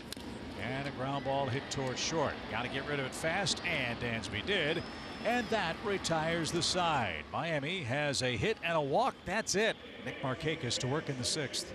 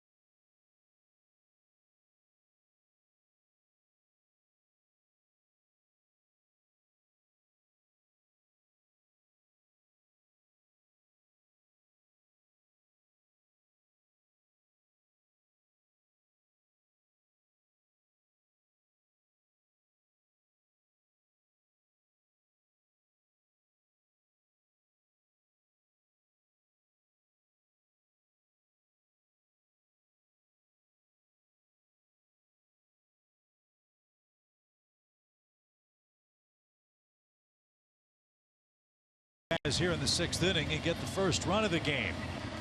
In their column, no score after 5 as we wrap up this 4-game series here in Miami. It's time for our Synovus Greatness Made Here feature. Braves have been playing great over the last month.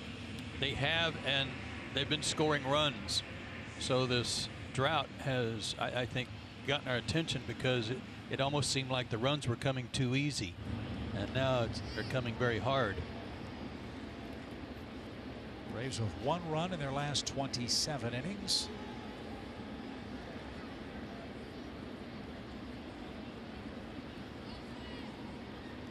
In the last 3 games, Freddie Freeman, Nick Markakis, and Johan Camargo, the 3, 4, and 5 hitters, have gone 4 for 28 at the plate. See if Nick can get a rally started here against Lopez, who, as Joe said, was on the ropes in the first inning. Second and third, nobody out. Bases loaded, 1 out, and he got out of that mess.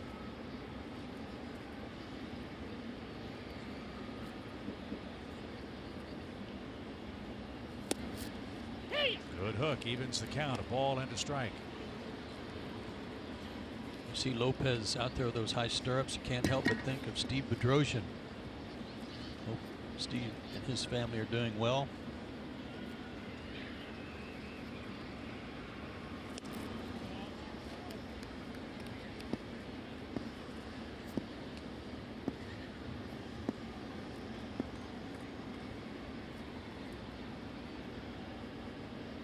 Two balls and a strike.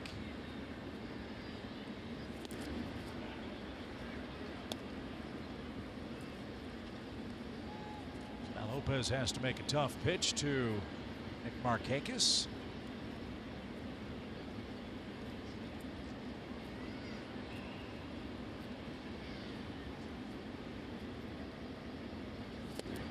And he got the corner call. Boy, very precise for him. He is hitting that spot. Excellent control. I can see why the Marlins like this kid. You bet.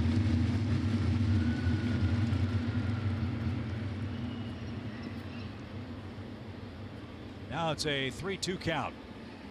And he lost him. There's the start. Braves have the leadoff man aboard. Again. 1, 2, 3, 4 times in the first 6 innings now. Just had to say excellent control. That's, I don't know why I'd been saving that.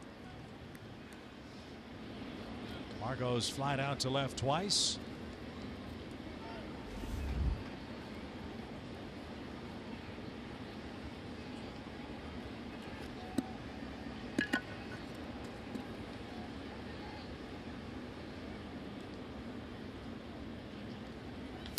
And a roller hit toward first. Dietrich will take the ball to the bag.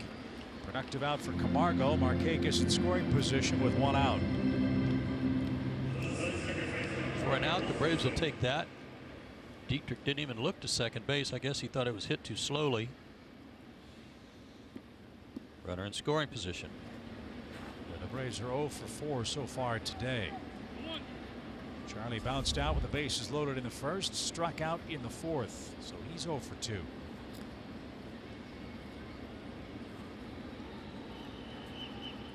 Charlie's giving Ozzie Albies the day off. Ozzie will have today off, tomorrow off, and hopefully be ready to rumble Tuesday against Tampa Bay. And a good hook. Strike 1. Tampa Bay has won 7 straight games. They've allowed 3 or fewer runs in all 7, and at last report they were beating Boston, trying to sweep them down in Tampa Bay today. Evaldi and Snell, the starters down at Tropicana Field. The 0-1. The breaking ball, 0-2. You know, Evaldi would be pitching against his former mates. That's where Boston got him. And with Snell going today, that means Braves aren't going to see him. And that's a break. A real good thing. He's 15-5 on the year. So Charlie's got some work to do behind 0-2. And that one popped away, but not far enough. So Nick scampers back to second with a 1-2 count.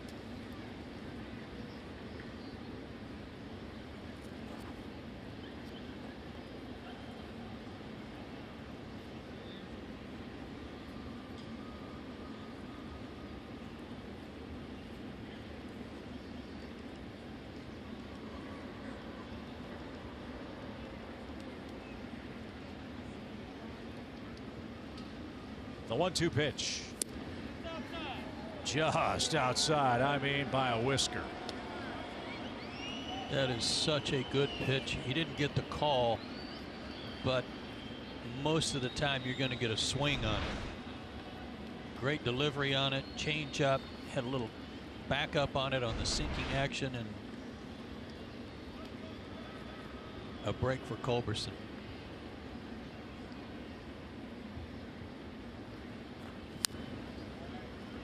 And then followed up with a high fastball that Charlie fought off. It's still 2-2. Yankees are in Baltimore later tonight, where the Yankees, they're all of a sudden just 7 behind Boston. Won a doubleheader from the Orioles yesterday.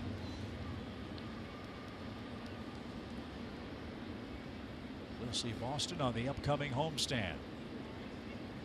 As Charlie awaits another 2-2 pitch. It's a breaking ball back to the mound. Look, the runner back to second. Low throw, and Dietrich smothered it and held on. What a play by Dietrich. That could have been disastrous for Miami. Lopez threw a changeup to first, and 2 are out.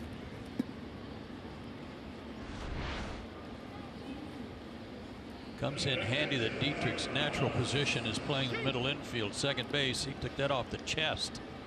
Well done.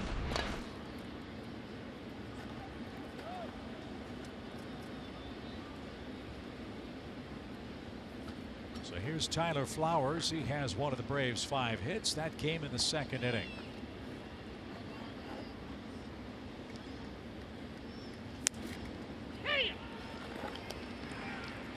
Perfect pitch, strike 1. A lot of first pitch curveballs. Acuna got one and ripped it for a base hit.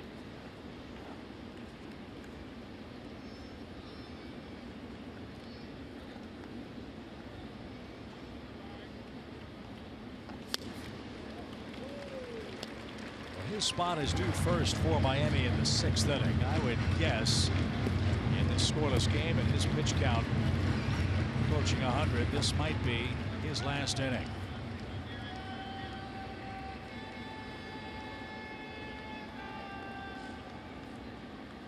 We shall see about that. First, the 0-2 pitch. Good take. And now 1-2.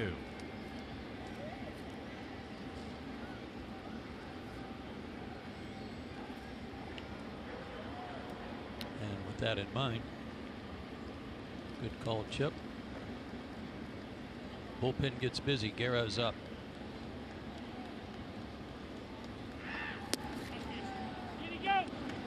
No swing, even count.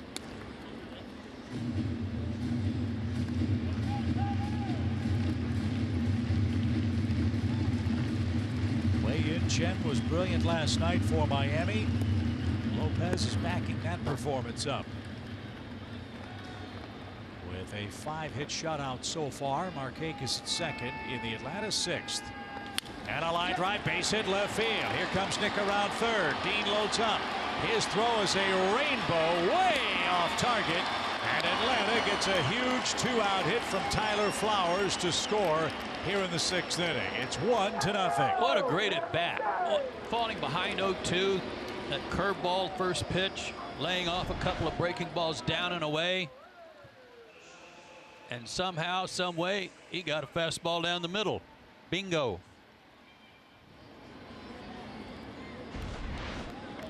And he's in scoring position thanks to that rainbow throw.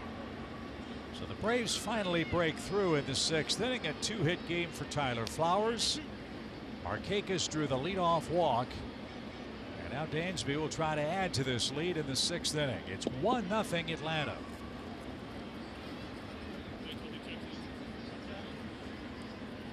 And will they walk Swanson? Yeah, it looks like they will. I wondered if that was going to happen. So Dansby will be intentionally walked. Second intentional walk and third total walk for Lopez.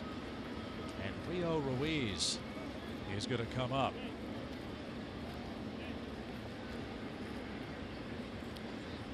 This will be the 4th walk for Lopez. Thank you, Joe. To go along with his 4 strikeouts. And Rio, who was just brought up from Gwinnett today, is going to come on and pinch hit for Gossman, who has the lead now after 5 innings. 5 innings of 1-hit shutout ball. Rio has good numbers at Gwinnett. 9 homers, 72 RBIs, batting average right around 270. But some good production numbers and a chance for the Braves to get a run in.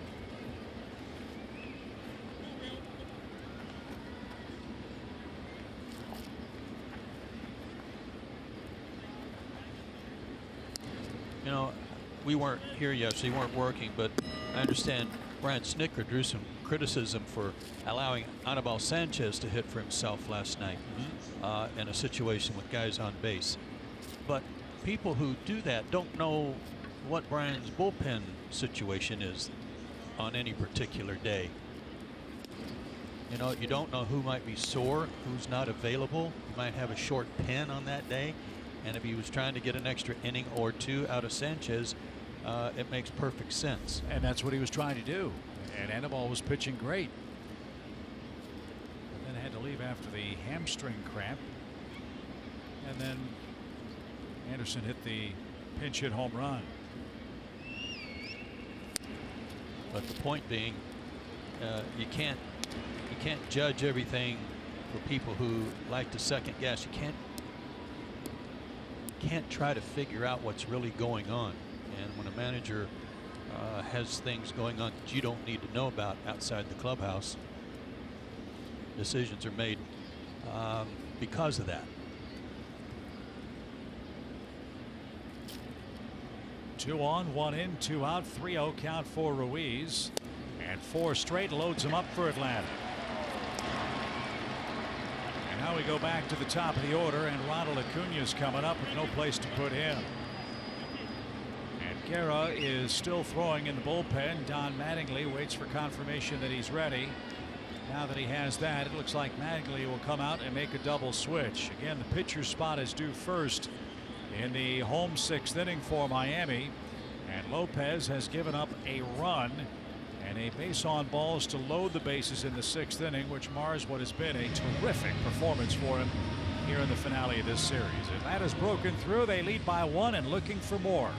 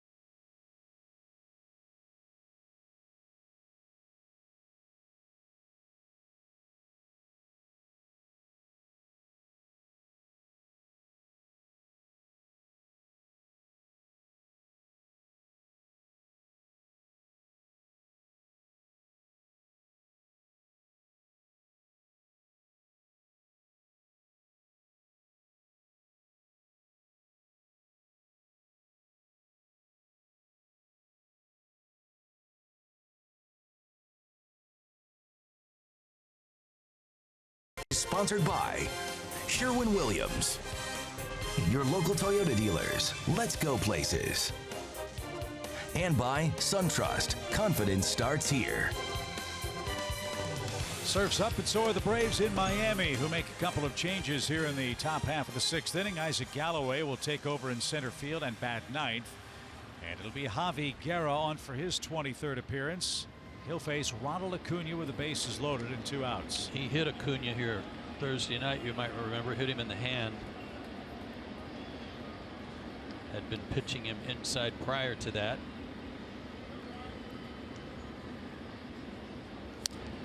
And he starts him with a strike.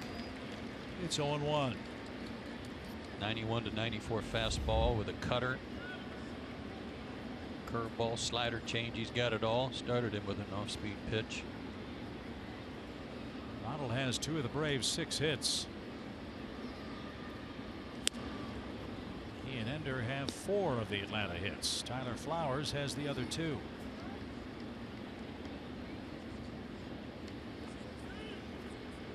A Brave at every base, a chance to break the game open. Second time they've had the bases loaded. The first was in the first. That inning started with a leadoff single by Ronald. Good cut, fouled back our way. It's 1-2.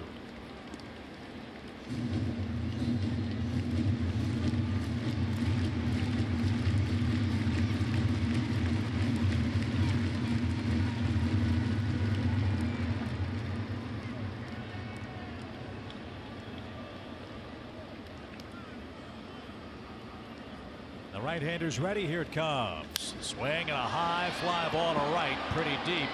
But Ortega's going to have room at the edge of the track, and that will retire the side. But the Braves cash in a leadoff walk, and they take the lead.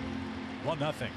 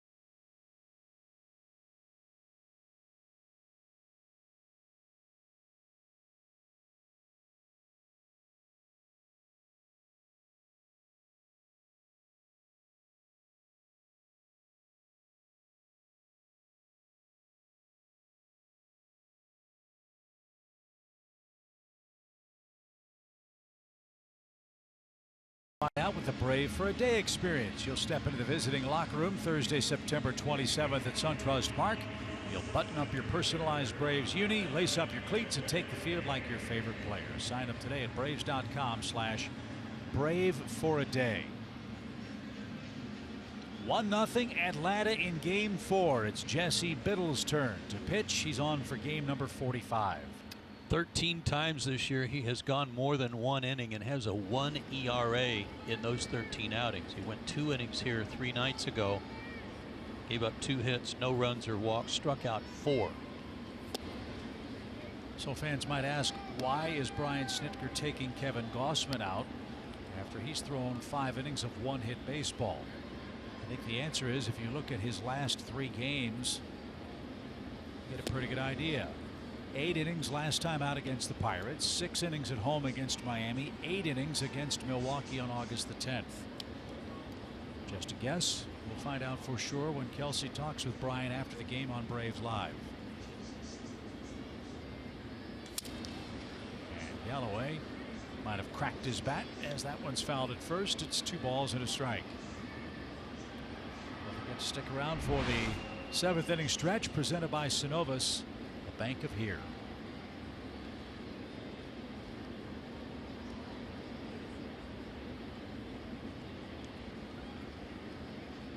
Jesse's a very slender guy, but he's a lot bigger than you think. He's 6'5", 220.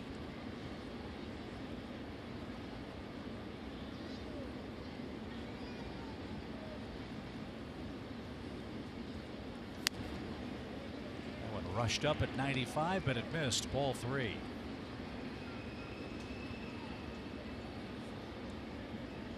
Braves cashed in a leadoff walk last half inning. See if they can make Galloway put it in play here. Big swing and a miss. That was up and out of the zone. Again, that high fastball has been very, very productive for the Braves pitching staff on this trip.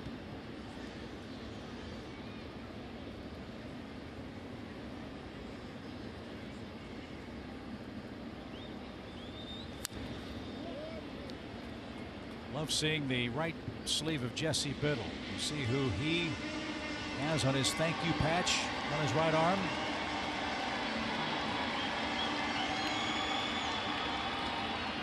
Look closely. I believe that says Roy Halladay.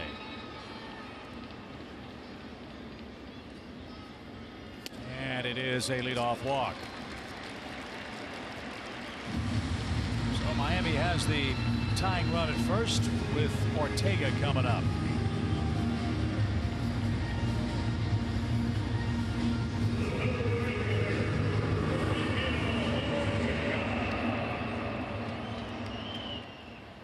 Hey, Chip, his patch does say Roy Halladay. He worked with him in his first big league camp.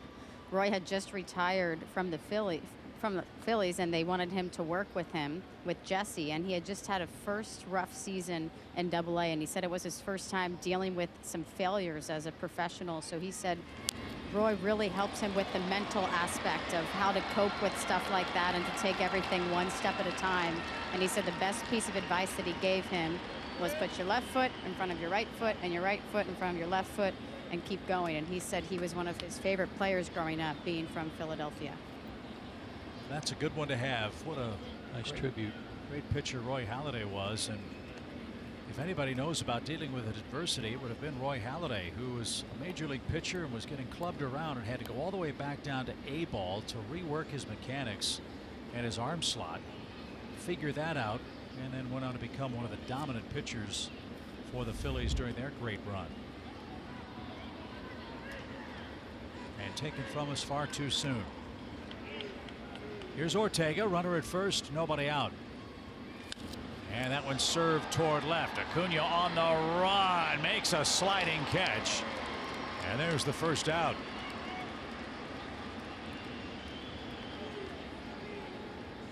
I thought that was going to be one of those cheap bloops. But you should never think that on any ball hit between Ender and Ronald. Nice closing speed. So Ortega's 0 for 3. Now Anderson's the batter. Braves are a ground ball away from going to the 7th with this 1-0 lead.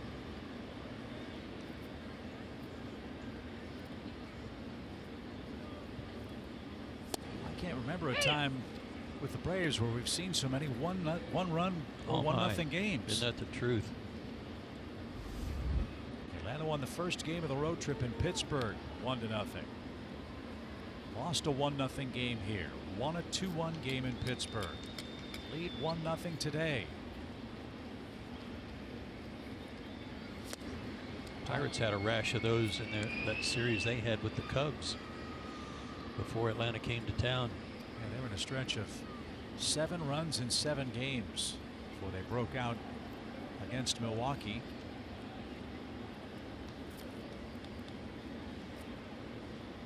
Brewers have faded of late, while the Cardinals have passed them in the National League Central race for second place. And that's bounced foul. It's 0-2. Well, they even sent Knebel down. That was a shocker.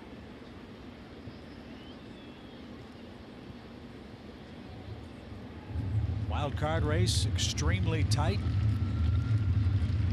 6 teams separated by 2.5 games for the 2 wild card spots. Phillies 2 back, the Dodgers 2.5 back. 4 teams are tied: Cardinals, Arizona, Colorado, and Milwaukee. Again, big advantage for the National League Central teams. They've played the American League Central in wild card play, while the East in the National has played the AL East with the Yankees, Red Sox, and Tampa Bay. Driven to right, slicing near the stands and out of play.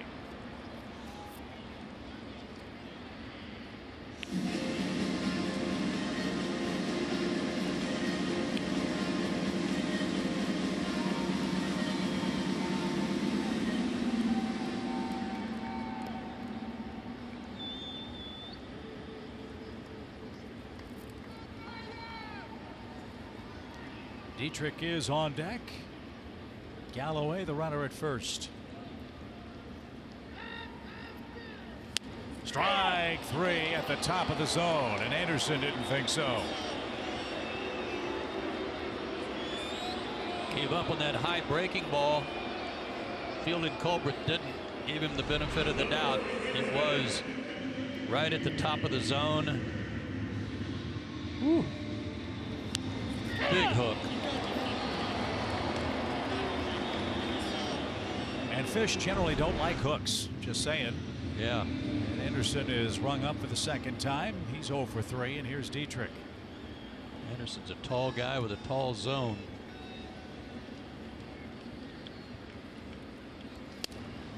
And that's too high for Dietrich. 1 ball, no strikes.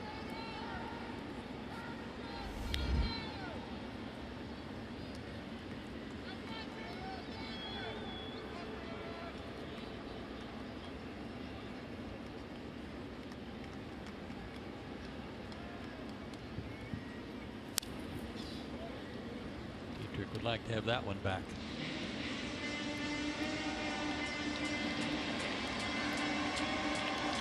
It's funny, but Jesse's had better luck this year against right-handed hitters than left.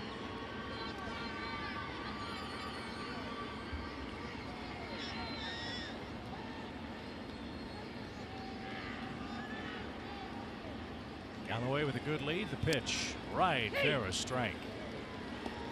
Left-hand hitters versus Biddle, 284. Right-hand hitters, 167.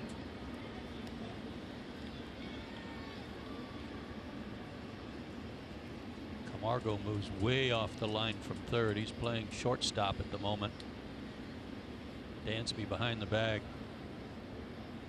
As they wait the 1-2. It's a breaking ball, foul. Past Perry Hill, terrific first base coach and infield instructor for the Marlins.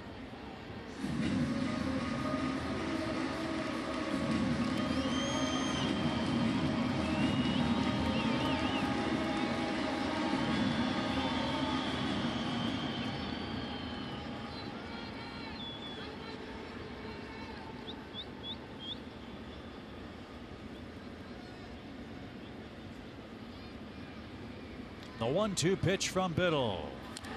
It's a little roller right to Freddie. He's got it. He will apply the two-handed tag. And Dietrich and the Marlins are done in the 6th inning. Biddle works around a leadoff walk. 1-0 Atlanta after 6.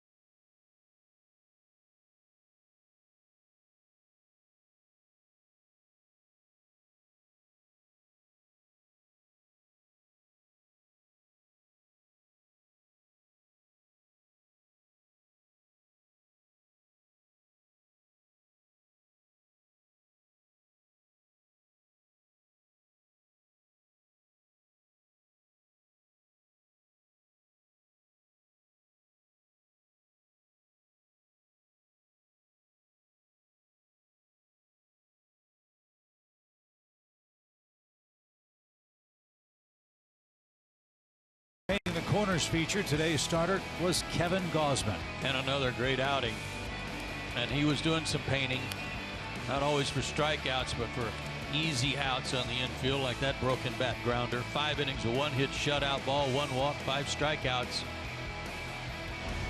And in line for another win. You can't say enough about the job the starting pitchers have done for the Braves on this road trip. With Gausman's 5 scoreless innings, Atlanta's starters in 7 games on this road trip have given up 3 earned runs over 42 2/3 innings. It's awesome. And a chance to go 5-2 on the trip. So here we go to the 7th. Inciarte, Freeman, and Markakis are coming up. Braves lead by 1. They've out-hit Miami 6-1. Inciarte has 2 of Atlanta's hits. He's also reached with a walk, so he's been on base 3 times so far on the day.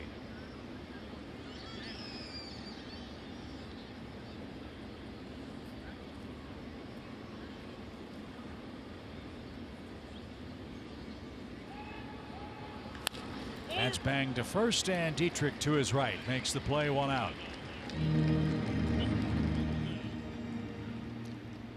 So that ends Ender's perfect day. Let's see if Freddie can get in the hit column. He's 0 for 3.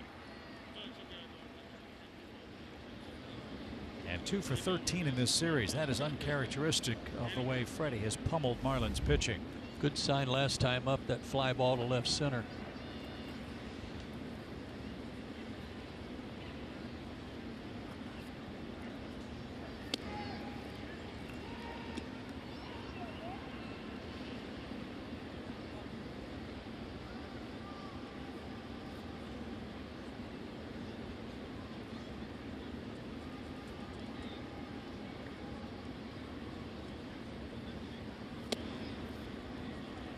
Ball too high to the Braves first baseman, who enters action today with the top batting average in the National League still.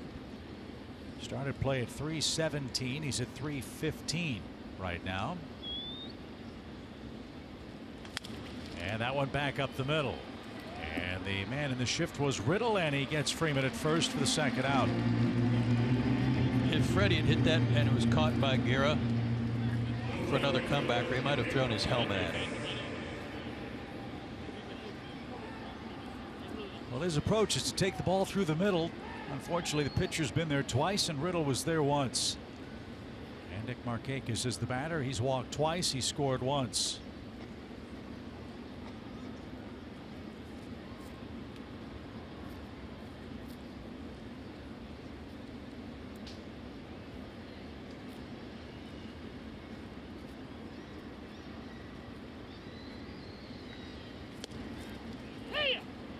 Strike 1. Washington ends their scoreless drought. They pushed across a run in the 7th inning and lead 1-0 in New York. Cubs lead the Reds 3-0 3rd inning. Brewers 6, Pirates 0 in the 3rd as well. And we mention those scores because at this point in the season, with so many teams involved in the playoff race, every single one of those scores is important. As is the Cardinals in Colorado. That one's scoreless, just underway at Coors Field. Rockies had a great moment yesterday. Sure did. Former Cardinal and former Rocky Matt Holliday, back in uniform with the Rockies, hit his first homer as a member of the Colorado organization in 10 years. Sat out all year, decided to make a comeback. They signed him, sent him to AAA. He hit 3 homers, 3 or 4 homers there. And obviously the rest did him some good. Did you see the video? He looks in great shape. Really? Yeah, he looked real trim. And hit it a mile, of course.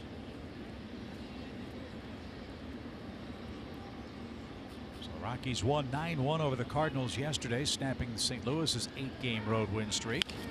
And Markakis is going to split a gap in left center field, and he's got a base hit. So a 2-out single for Nick keeps the inning alive for Johan Camargo.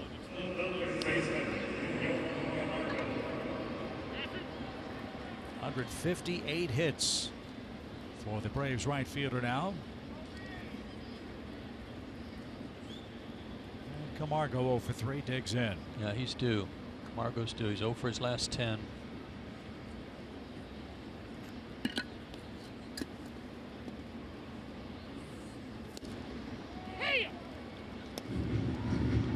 Guerra delivers a first pitch strike.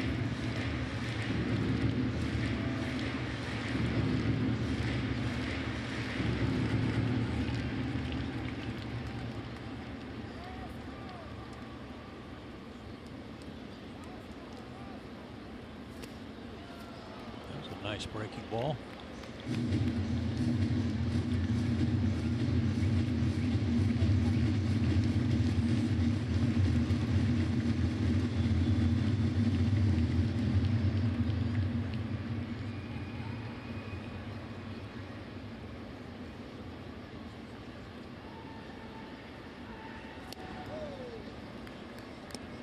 One of the things that happens to you when you are getting in late in the season, if you are tired, is that you start trying to use different parts of your body to help swing the bat and generate bat speed, and that's the worst thing that can happen. You get away from your hands and start trying to use your lower half or fly open.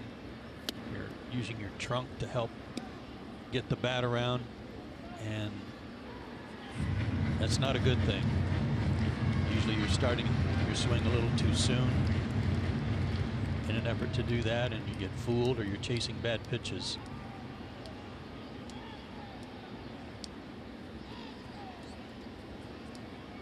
Johan has an even count. Markakis at first. The pitch.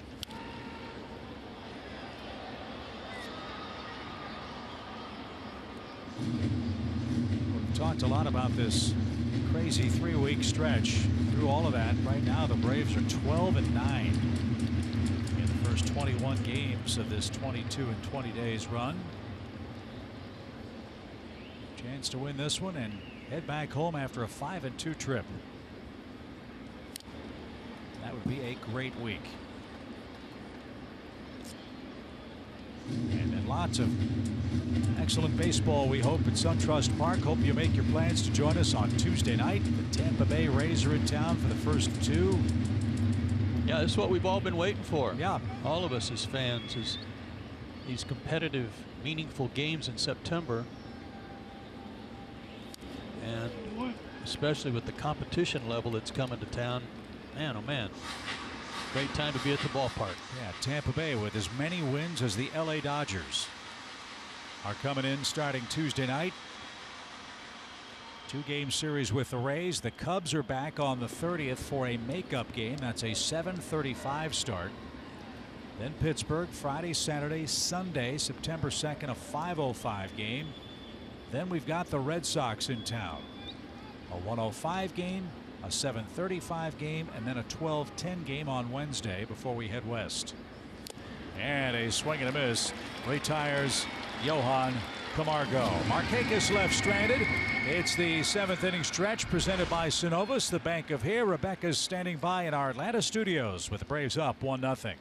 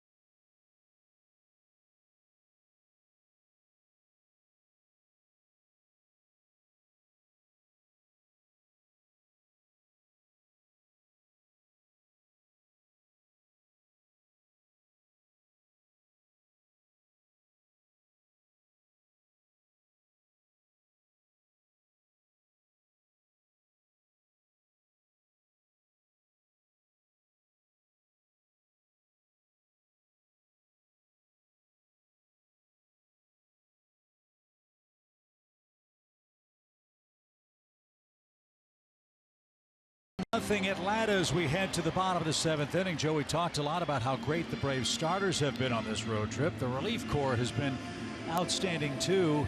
And again, the remarkable thing coming out of this stretch of games over the last 3 weeks is how Brian Snitker has not had to worry about overuse of his relief corps, which is also extremely important this time of year. I think they've done a great job, he and Chuck, of keeping their bullpen ready every night.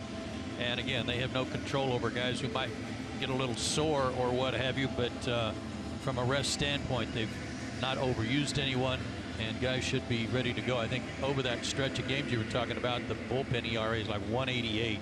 Outstanding work. Winkler pitched here 2 days ago, 2/3 of an inning, and had a strikeout. And he's pitched well on the road trip, 2 outings of 1-hit shutout ball. The relief corps for Atlanta needs to pick up 3 more innings for Kevin Gossman, who pitched 5 brilliant 1-hit innings of shutout ball today. Starlin Castro will lead off. He's 0 for 2 with a strikeout. And that's out of play, foul.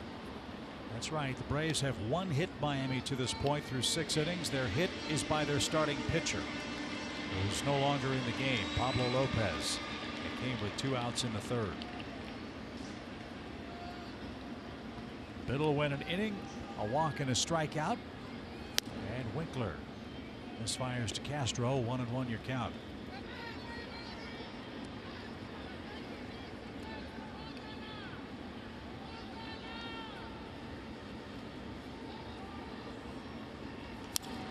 Fly ball softly hit towards shallow left center. Acuna coming on, dives, did he get it? A tumbling somersault catch by Acuna, who saves a blue pin. What a play.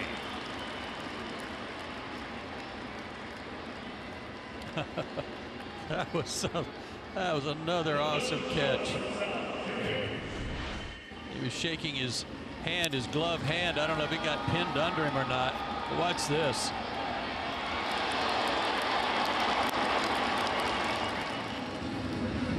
Oh yeah, he got it and held it.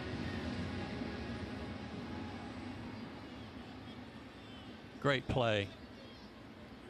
And our Cricket Wireless, something to smile about, and he was smiling and still is as he retires Castro for the first out of the inning.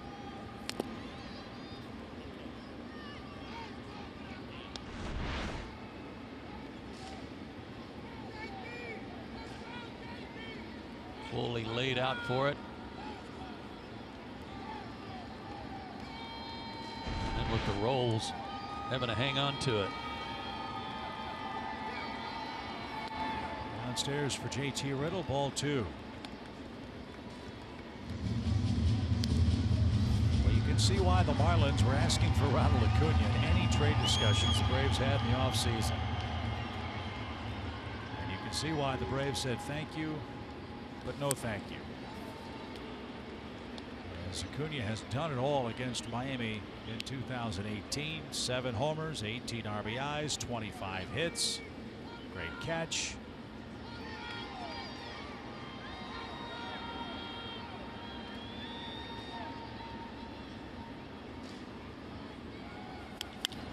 And another chance for him in left. This one, though, a much more standard play. 2 outs.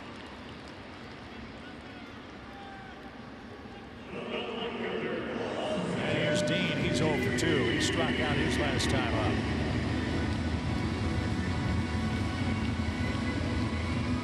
One with a swing so hard his feet went out from under him.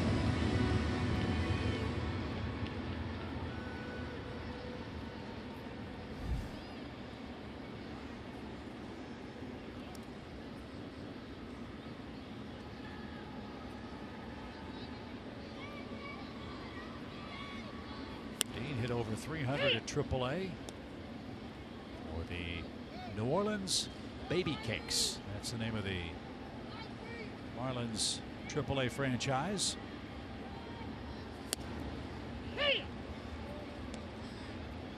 Got the jumbo shrimp in Jacksonville and the baby cakes in New Orleans. Then it's the hammerheads, grasshoppers, and muck dogs. That's the rest of their minor league affiliates above rookie level. No balls, 2 strikes. And a ground ball right to Freddie. He'll scoop it up. And it's a 1-2-3. 7th inning for Dan Winkler. Great catch by Ronald Acuna Jr. Helped the Braves escape any 7th inning difficulty. We go to the 8th. Still 1-0 Atlanta.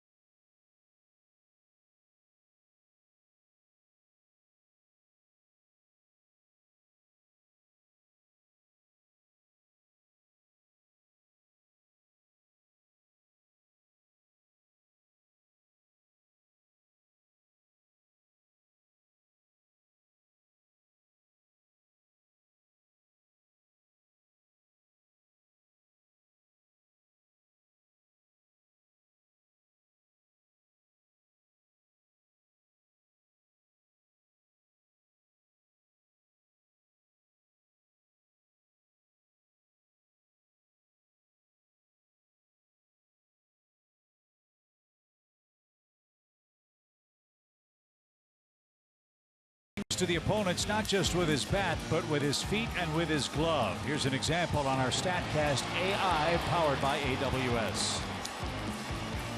82 feet. Think about a base path being 90 feet long. That's a long way to go to come up with that catch.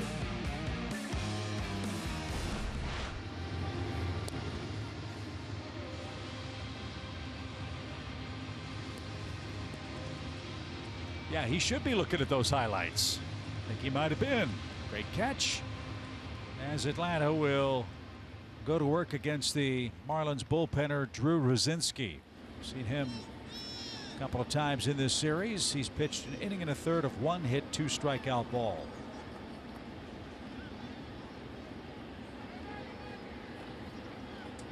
As you'd expect, he's been very, very tough on his home mound. This is a great pitcher's park.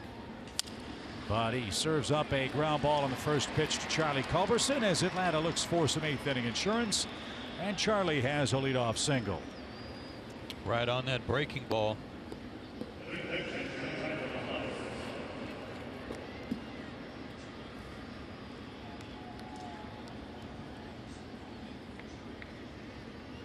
Javi Guerra gave up a hit in an inning and a third. He also tallied a strikeout. Here's the man that's knocked in the lone Braves run. Tyler Flowers in the 6th inning with 2 outs scored Nick Markakis. His 20th run batted in. With a very good at bat after falling behind. And a good rip at that one. Foul back. 2-hit game for Flowers.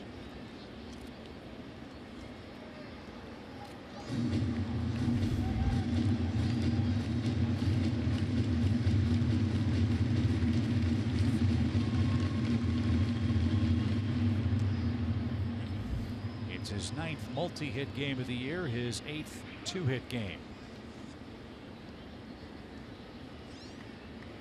I think Ron Washington whistled for Tyler to step out and take another look at the signs.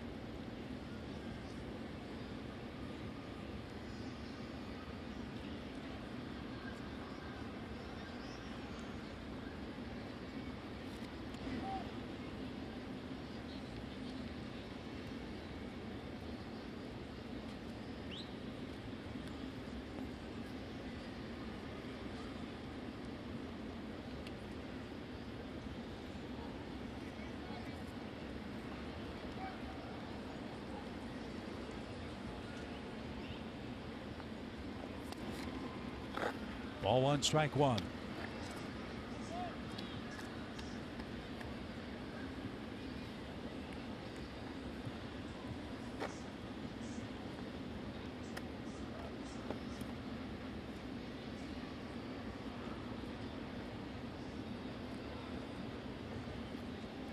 1 ball, 1 strike.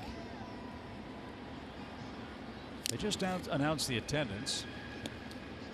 12,770. That attendance figure counts 494 dogs. That many dogs? That's what they said. And it's on the attendance? That's what they said. Okay. Well, they really have been rooting. I gotta give them that. 1 ball, 2 strikes.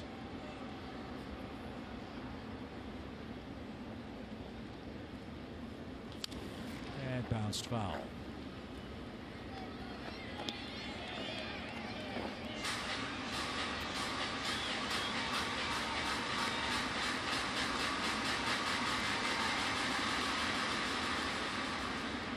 Braves started play with a 3-game lead in the East over the Phillies. If Atlanta just wins, doesn't matter what the teams behind them do at all. Last report, the Phillies were winning in Toronto. 1-2. He is inside. 2 balls, 2 strikes. I believe also the Phillies have the Nationals next up. Another one of those opportunities for them to beat each other up and for the Braves to win and gain ground on somebody. And that will be the case. Washington visits Philadelphia beginning tomorrow. 2 balls, 2 strikes.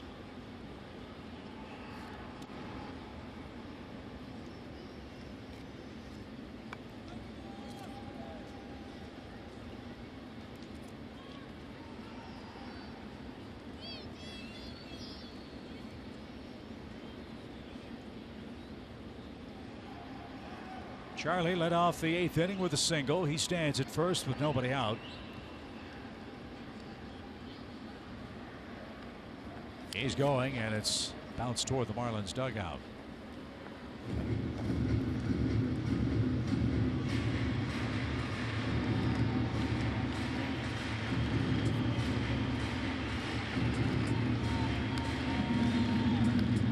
Kara did a nice job for them, getting out of the bases loaded jam in the 6th inning.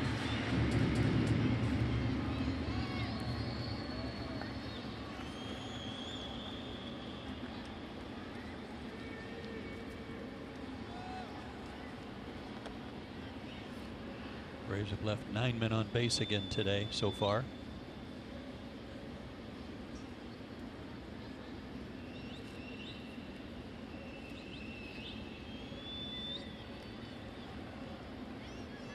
Two balls, 2 strikes. And Flowers just got hit by a pitch. So Rosinski's come on, given up a hit, and now a hit batsman. Atlanta's catchers continue to be moving targets in the batter's box. It all helps appreciated. As Dansby Swanson's coming up with nobody out. I'm hoping that got the elbow guard.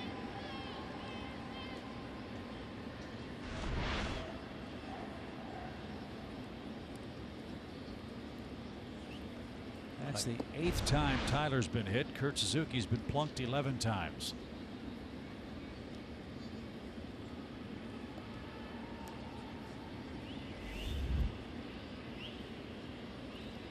So the hottest hitter in the lineup is the man in the box now, Dansby Swanson.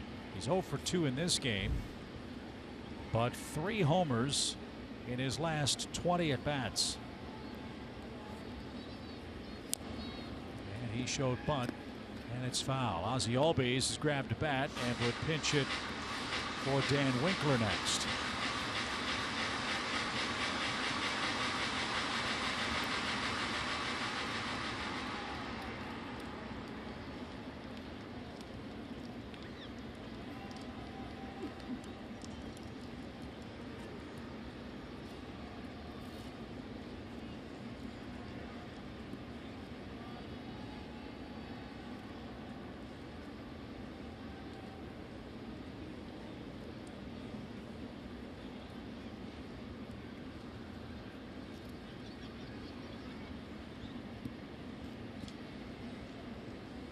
If the pitcher will cooperate, he'd like to bunt it if he's still bunting to third base, make Anderson field it.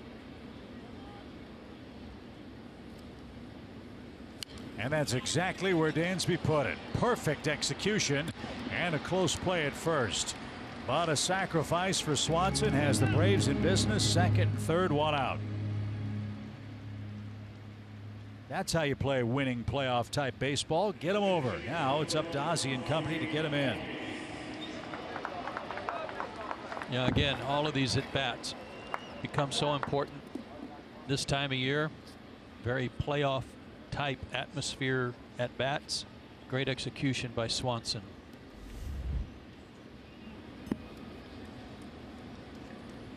Infield in for Ozzie. It was 3 for his last 25 at the plate.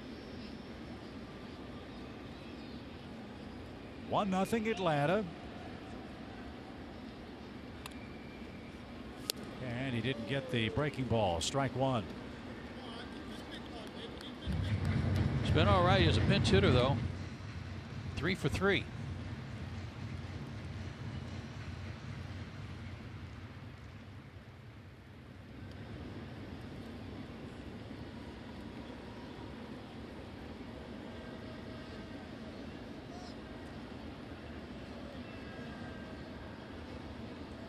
No balls and a strike. Pushed him off the plate.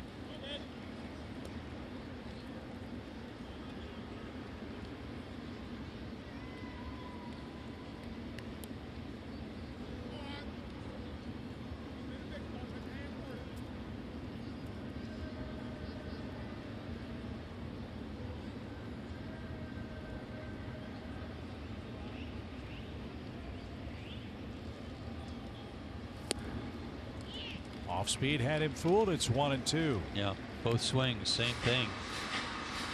Off speed, way out in front. Stay back. Just try to hit a fly ball. Got Charlie at third base. Good speed.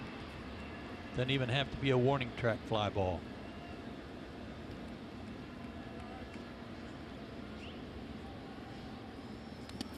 Good stop by Holiday. That ball bounced in front of the plate. Yeah, they were going with another changeup, and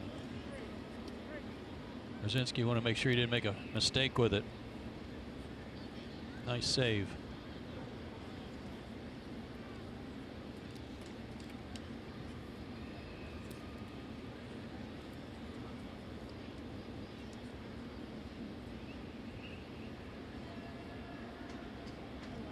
See if they go with high heat here. The 2-2 pitch. Laid off, full count. So he misses with a changeup in the dirt way in front of the plate.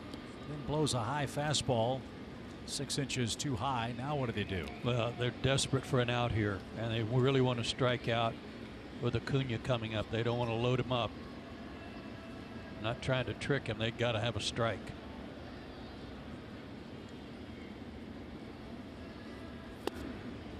But they lost him. Albies walks.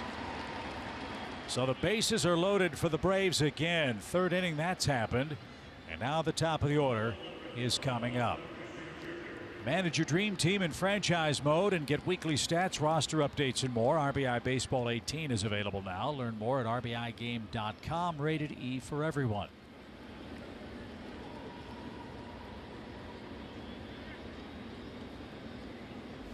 Two hits for Acuna.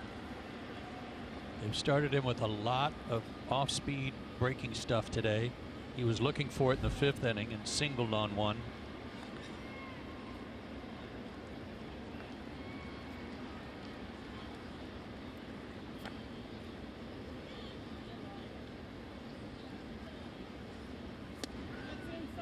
And that's exactly where they went again. Change up.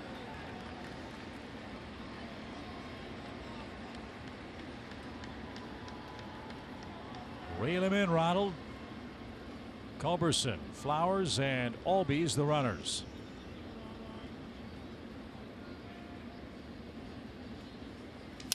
Little ground ball right side. They're coming home. Low throw, got away from the catcher. Everybody's safe. Here comes Flowers. Nobody covers the plate, and Atlanta leads 3-0.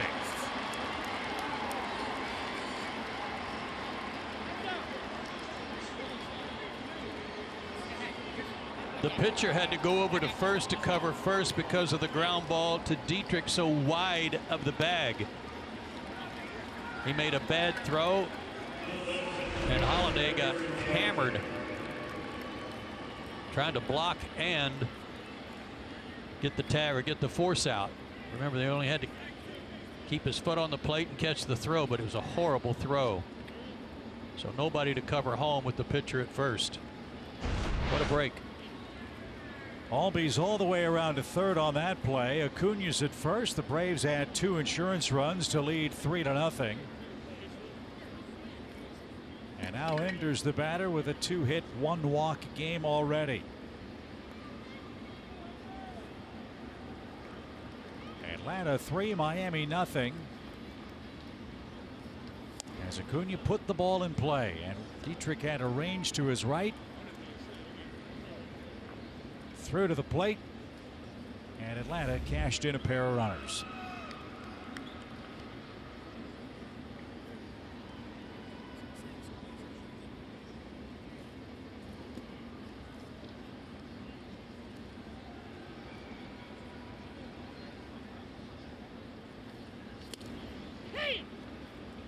Ender showed bunt. On to strike.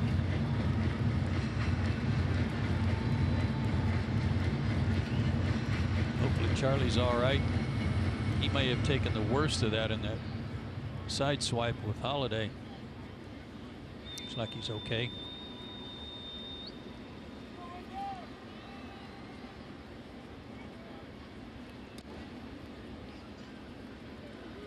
They're going to give Dietrich an error on the throw that brought Flowers home. I'm not sure if they're going to give Ronald credit for an RBI. I've not heard an announcement on that from the official score. He stands at first. Wallabies at third, and still 1 out.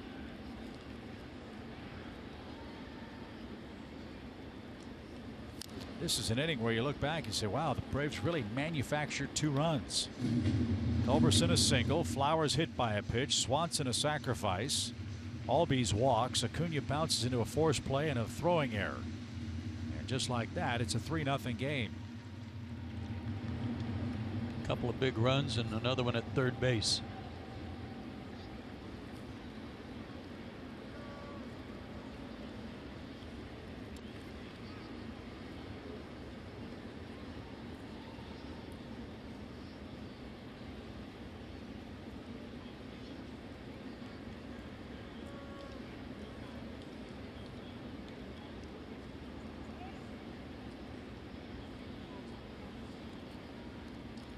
Right-hander ready, Rosinski, and his 1-2.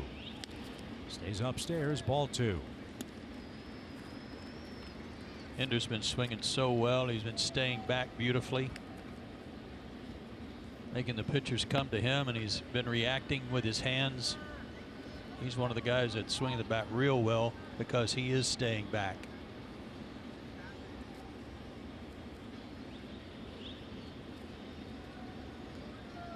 Two balls, 2 strikes, 1 out. The pitch is upstairs. Acuna takes second, and now it's a full count for Ender.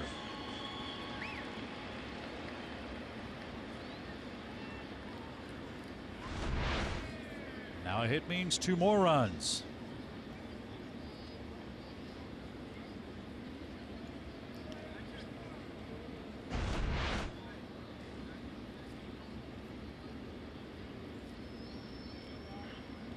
Infield in for Ender, 1 out. Spoiled a good pitch.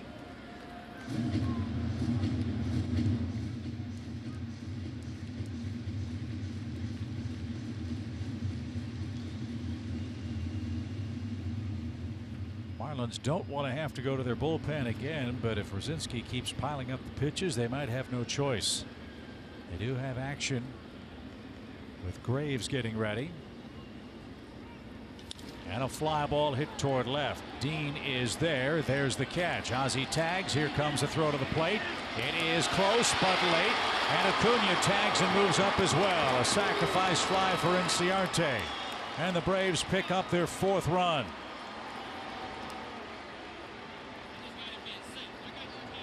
The Marlins are acting like they may want to take a look, but they don't have any challenges left. And Holiday chasing after Albies after the play indicated he didn't tag him at all. Ozzie got the plate. Yeah, he whiffed on him, and then Holiday got up to go over and tag him, thinking he may have missed home plate. He did.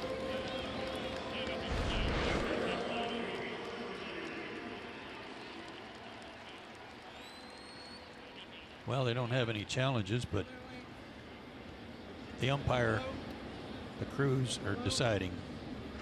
I believe the umpires, the crew chief, can issue a challenge just to make sure on a scoring play. He clearly has the plate. The question is, was the tag applied before he touched the dish? So this will be an umpire's review on the scoring play at the plate. And that was as quick as it gets. Yeah. Runner is safe. It's an RBI for Ender, his 51st. And heads up base running by Acuna to tag and move up as well. Well, with the way Dean's throwing, with these rainbows that he's throwing to home plate, you've got to be ready to tag up and advance behind it, which is what Ronald did.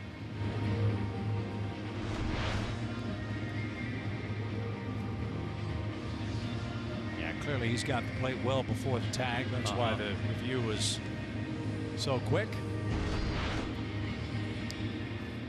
So Ozzie contributes off the bench with a walk and a run scored.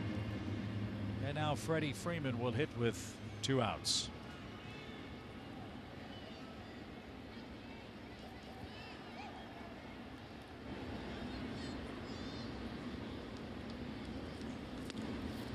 Phillies are all over Toronto. That's 8-2 in the 8th. Tampa Bay is trying to sweep the Red Sox. 9-1 Tampa Bay in the 7th.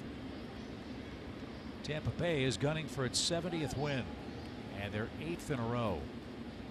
As I said, they've allowed fewer than 3 runs in all 8 of their games, including today that they've won over in the American League. And that's who we play next on Tuesday night. Julio Teheran will get the ball for Atlanta. Sean Newcomb is slated to pitch on Wednesday.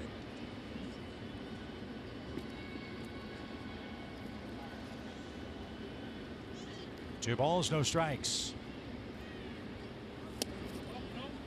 That missed. Brzezinski's having a very rough 8th.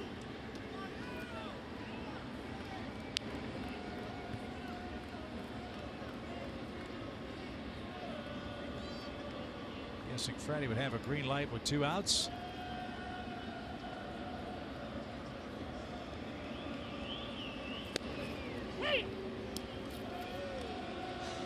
And they were thinking that too. 3-0 slider.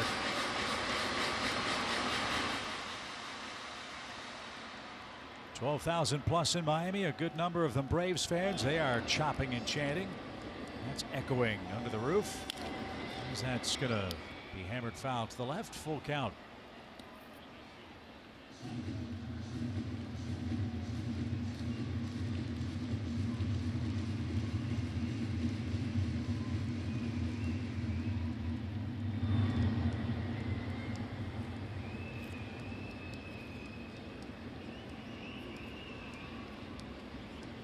The payoff for Freddie is caught on and missed, and that will retire the side. It took Brzezinski 30-some pitches to retire Atlanta, but not before they score 3 and lead 4-0.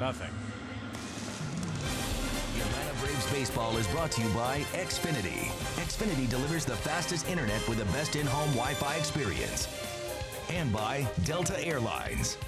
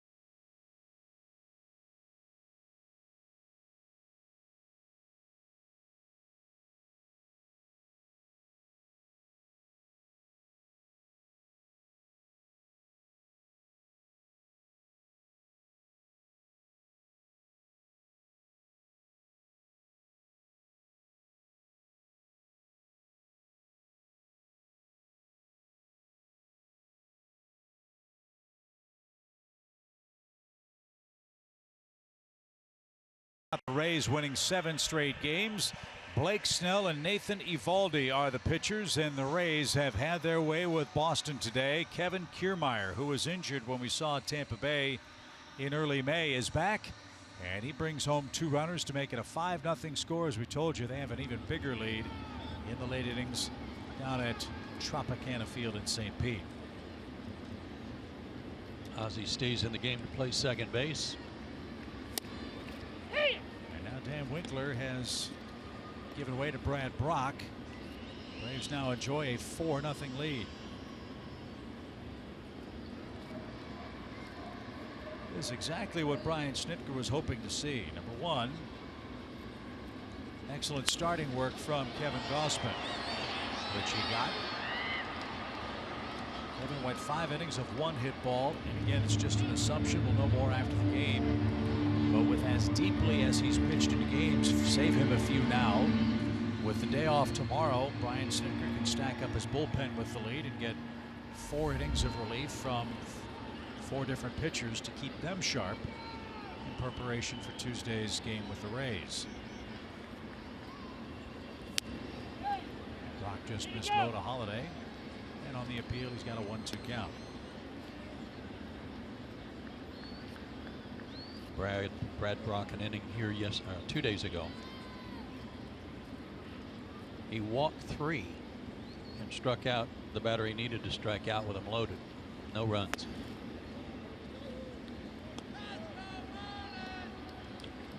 So it's 2-2 to Holiday. The pitcher spot is due next, then Galloway in the Marlins 8th. Rays have 1-hit him to this point. And strike 3 freezes Holiday, and he's caught looking. There is the 7th strikeout turned in by the Braves staff today. If the old adage of the best pitch is a well-located fastball, low and away, that was it. Perfect spot.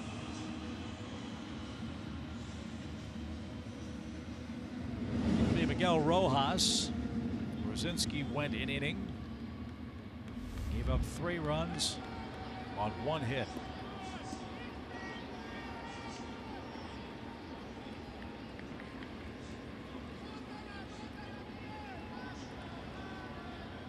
None of the runs Rosinski gave up were earned runs, but they all count, and Atlanta leads 4-0.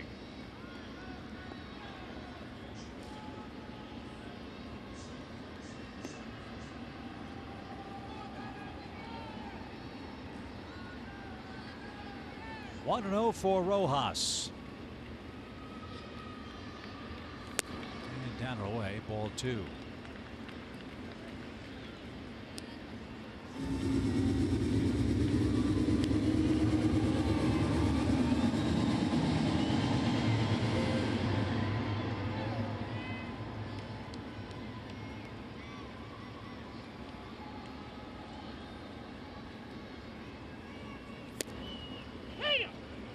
There's another one right on that corner.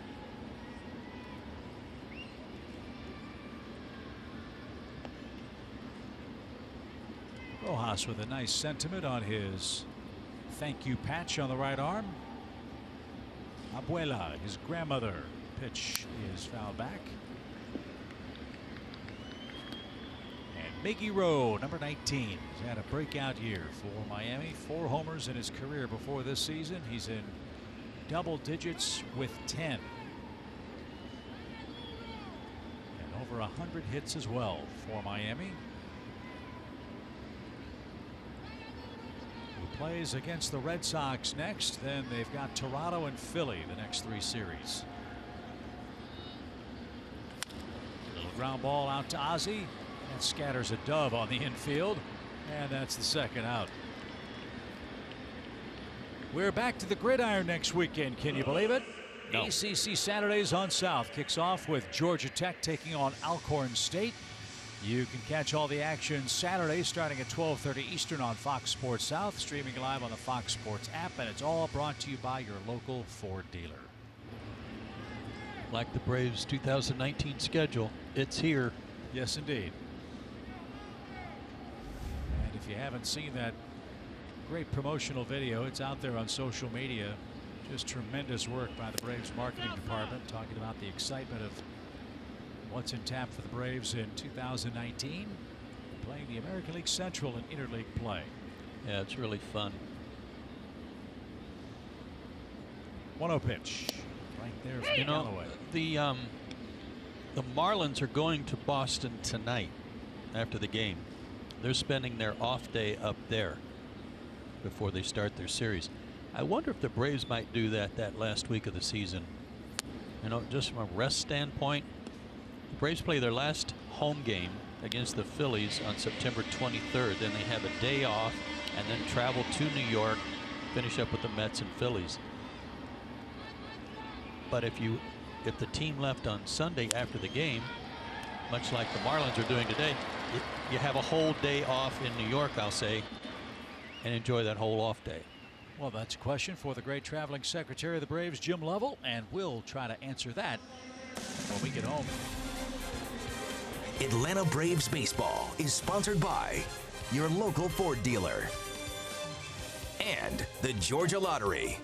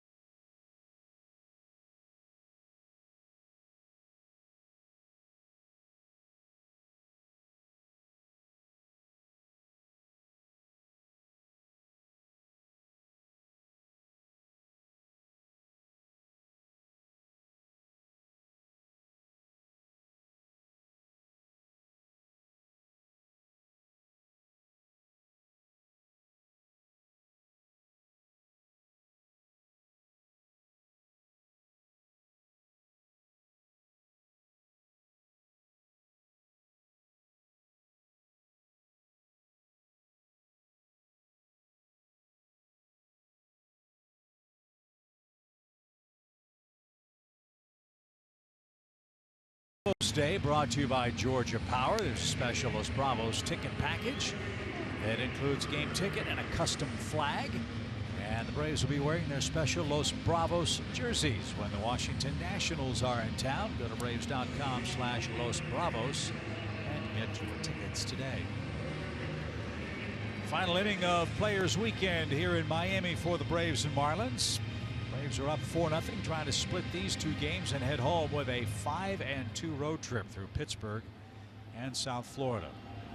Brett Graves is in his 13th game for Miami, and he'll face the middle of the order for the Braves, starting with Nick Markakis. There's a cutter, slider, changeup.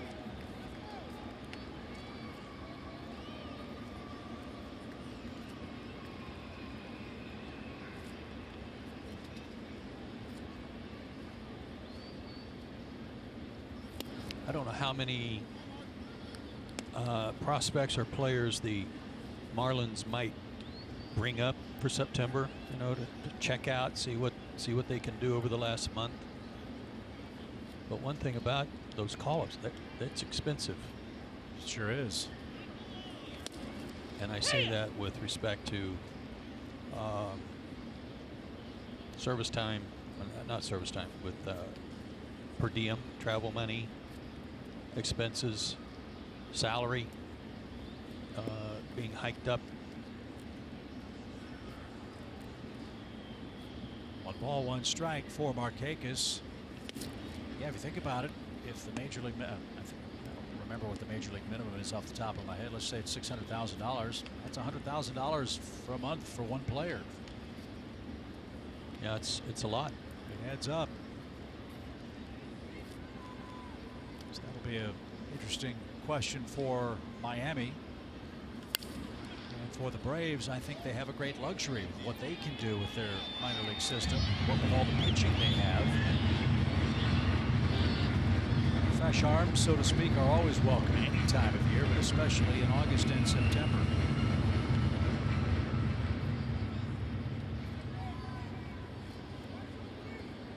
And that very exciting time for young players like Albies and Acuna's right around the corner. Then again, what time is it exciting for those two? I know, if they just had a slip and slide, they'd have it made.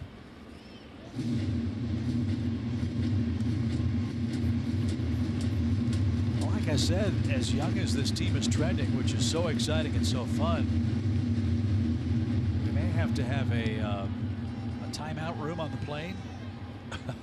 Have milk and cookies and story time for the late night flights. As Markakis awaits 2-2 pitch, launched to left. Dean is back and under it. And there's out number one at the top of the ninth. Back home Tuesday night, it'll be Julio Teheran getting the homestand opening start for the Braves. He's our Verizon player profile. He's on a nice roll. Well, as we talked about Julio heading into August, he has always been a strong finisher, at least the last 2 or 3 years, and he's proving that over his last 5 starts. There's a shot by Camargo on the first pitch. He tries to split a gap. Galloway over quickly, 360 spin. Strong throw to second is going to be close but late. Camargo has another double, his 23rd of the year. Good hustle. First of all, that jumped off his bat. Snaps an 0 for 11. Good throw by Galloway, but the good hustle by Camargo out of the box was the difference.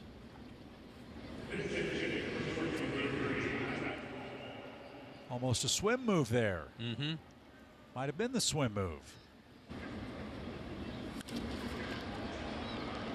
And as he does so often, he's just calmly blowing bubbles as he hits the baseball and runs to second base.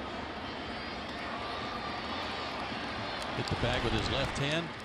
Held it on there long enough till the right hand could get to the base. So here's Adam Duvall. He jumps on the first one and skies it out of play. Trying to get as many guys in this game today as he can with the lead, knowing the Braves are off tomorrow. Tampa Bay for 2, the Cubs on Thursday for 1, the Pirates in next weekend.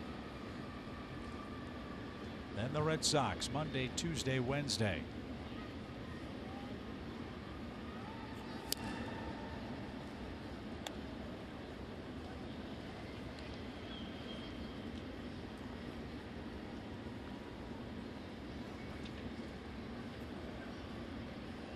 As things stand now at the moment in this game and in this series, this will be the 3rd straight game decided by a shutout.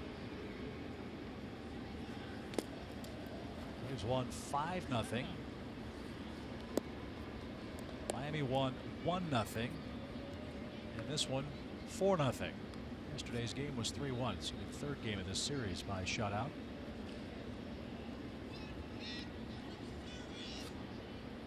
The Braves pitching just outstanding. The starters on the road trip, 3 earned runs, no homers. How about that? Yeah. Out of play, 2 balls, 2 strikes.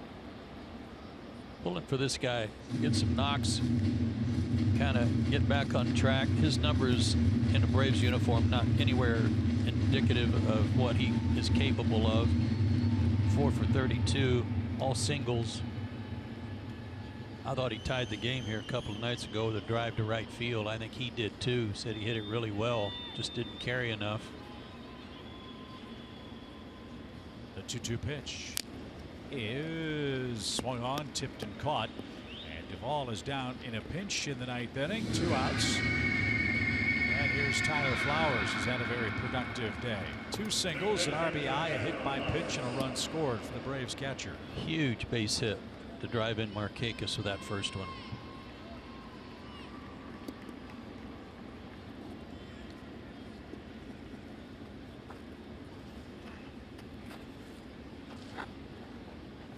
unearned runs have helped the Braves' cause after the Flowers 6th inning single. And looking ahead to the 9th inning, Ortega, Anderson, and Dietrich, 1, 2, 3 Miami hitters are scheduled. A.J. Minter is throwing in the Braves bullpen. It would not be a save situation for A.J. Lead's too big for that. Fly ball headed for the gap. Galloway glides over and gracefully makes the catch, and that will retire the side. We go to the bottom of the 9th inning. The Braves need 3 outs to head home with a 5-2 trip.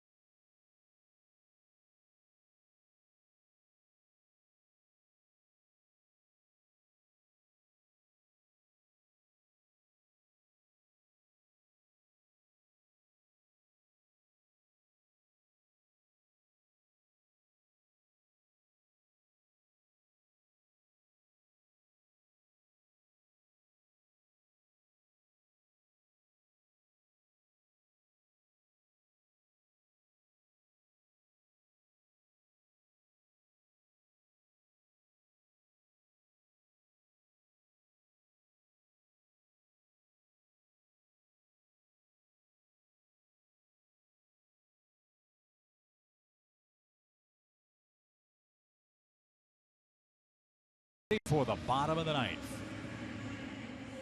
Visit your nearest Advance Auto Parts store to get the quality parts you want from people that know a lot about them. It's been a while for Mr. Minter, hasn't it? Yeah, he has not pitched on this road trip. You might remember he had the blown save against Colorado at home and was really down on himself, mad about his performance that day. But what we also didn't know is that he was kind of nursing a sore back, and the Braves have stayed away from him on purpose on this road trip, just waiting to see when he felt better. He's had a couple of bullpen sessions, and today they'll find out how he feels exactly in what is not a safe situation. It's the perfect time to get back out there. He'll have the 1, 2, 3 hitters coming up for the Marlins: Ortega, Anderson, and Dietrich.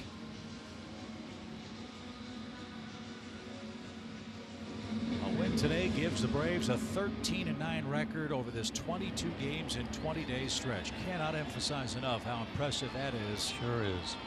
This time of year.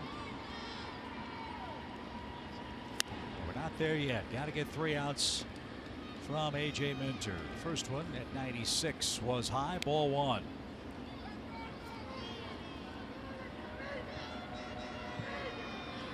Ortega 0 for 3.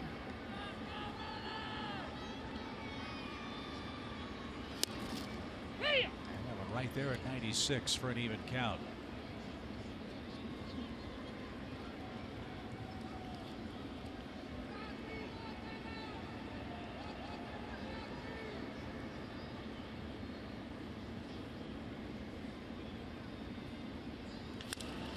Little roller out toward Ozzie. He charged it, read it well, and made a nice throw. 1 down.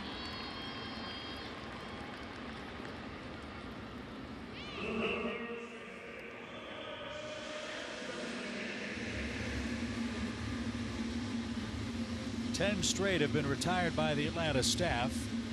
Again, Miami has only 1 hit, and it's from their pitcher. I can't say that enough. Yeah. Pretty amazing. And it was a clean hit, too. And came off Gossman in the 3rd inning. So here's Anderson. He's 0 for 3 with a couple of strikeouts.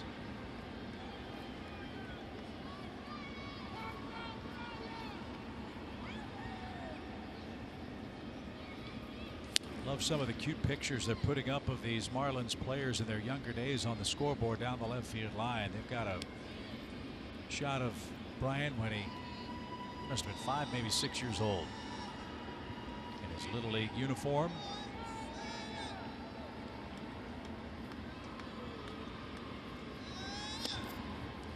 Even count at 96. I mean, how cute is that? Yeah, it is.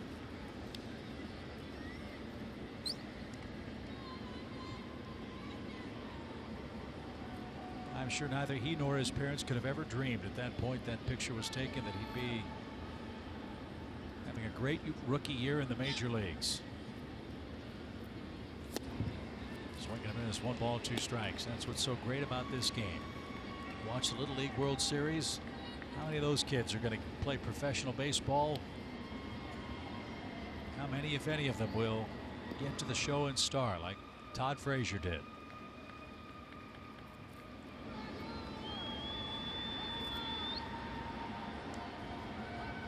One ball, 2 strikes. Strike 3 called. Minter is painting, looking sharp. That's awesome. 2 outs. Well, I think if his back were still bothering him in any way, it would be noticeable in velocity. 93 cutter, backdoor cutter. Nothing wrong with that. He's been 96, 97 on his fastball. Everything looks back to normal. And from top to bottom in the Braves staff in this game, they have hit Tyler Flowers' glove with alarming regularity. I mean, in a great way. He's put the target up and they have popped his glove just like that. Dietrich, the final hope for Miami. Derek's 0 for 3, committed a throwing error that led to 3 Atlanta runs.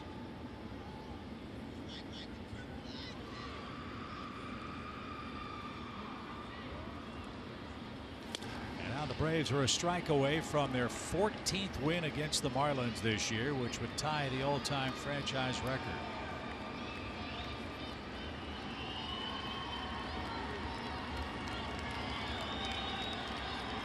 No balls, 2 strikes, bases empty, 2 outs in the 9th inning.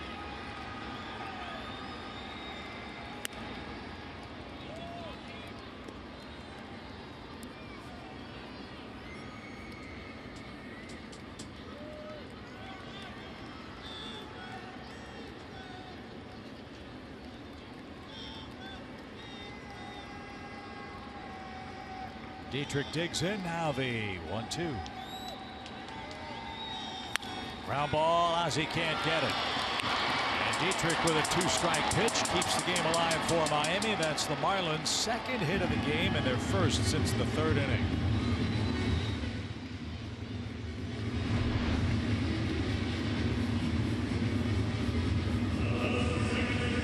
I think that Derek Dietrich is a guy. I can't remember his name. Used to be with the Phillies. Was like their A1 pinch hitter off the bench. Greg Dobbs. Yeah, he's like that. And good recall. I didn't know you had it in you. He could be Synapses fire after an off day. You know that by now. Good point. But could be a real asset to a team in the postseason as a guy off the bench, left-handed.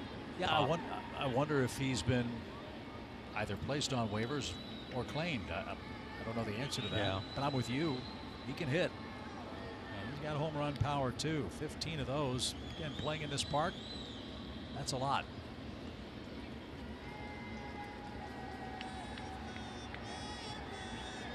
Castro, the final hope now. One of Joe's 4 keys for Kevin Gossman. Well, the Braves have taken care of Starlin. He's 0 for 3. Dietrich will take second. Defensive indifference. The other was the top of the order. Ortega went 0 for 4. Anderson 0 for 4 with 3 strikeouts. Dietrich 1 for 4. I'd say Kevin followed those 4 keys to perfection. He's in line for his 4th Braves win.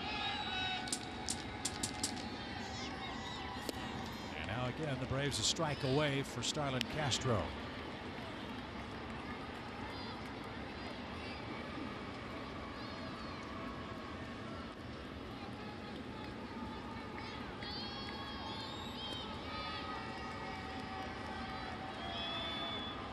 Braves are gunning for their 11th shutout win. And now the 1-2 pitch from A.J. Minter is on the way, and it almost hit him.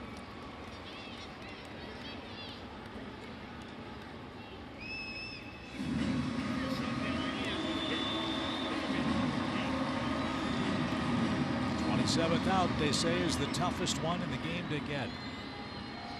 AJ got the first two easily, gave up a 2-strike hit to Dietrich, now has a 2-2 count for Castro.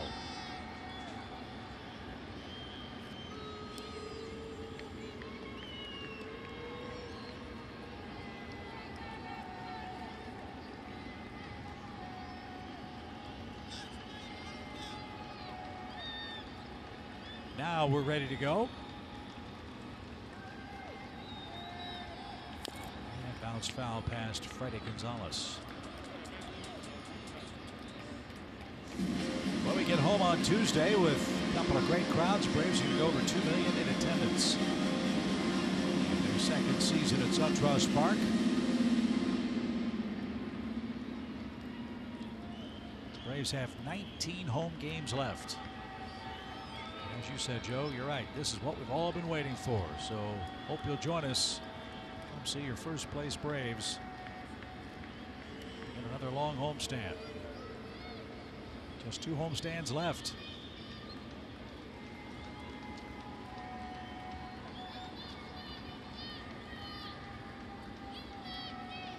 Two balls, 2 strikes.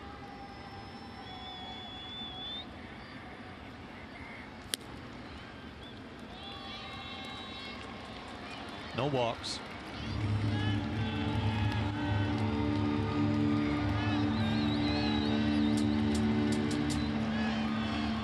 Good pitch, make him put it in play.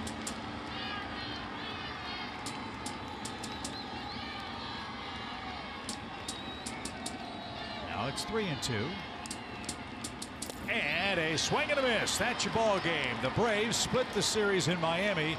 Big day today for Tyler Flowers at the plate and behind the plate, Joe. And Atlanta will remain 3 games up in the East. They wrap up a 5-2 road trip and go 13-9 in this brutal 22-game stretch over the last 3 weeks. And as important, getting the split here was huge, and they finish up 14-5 against the Marlins, a team they should beat, and they did.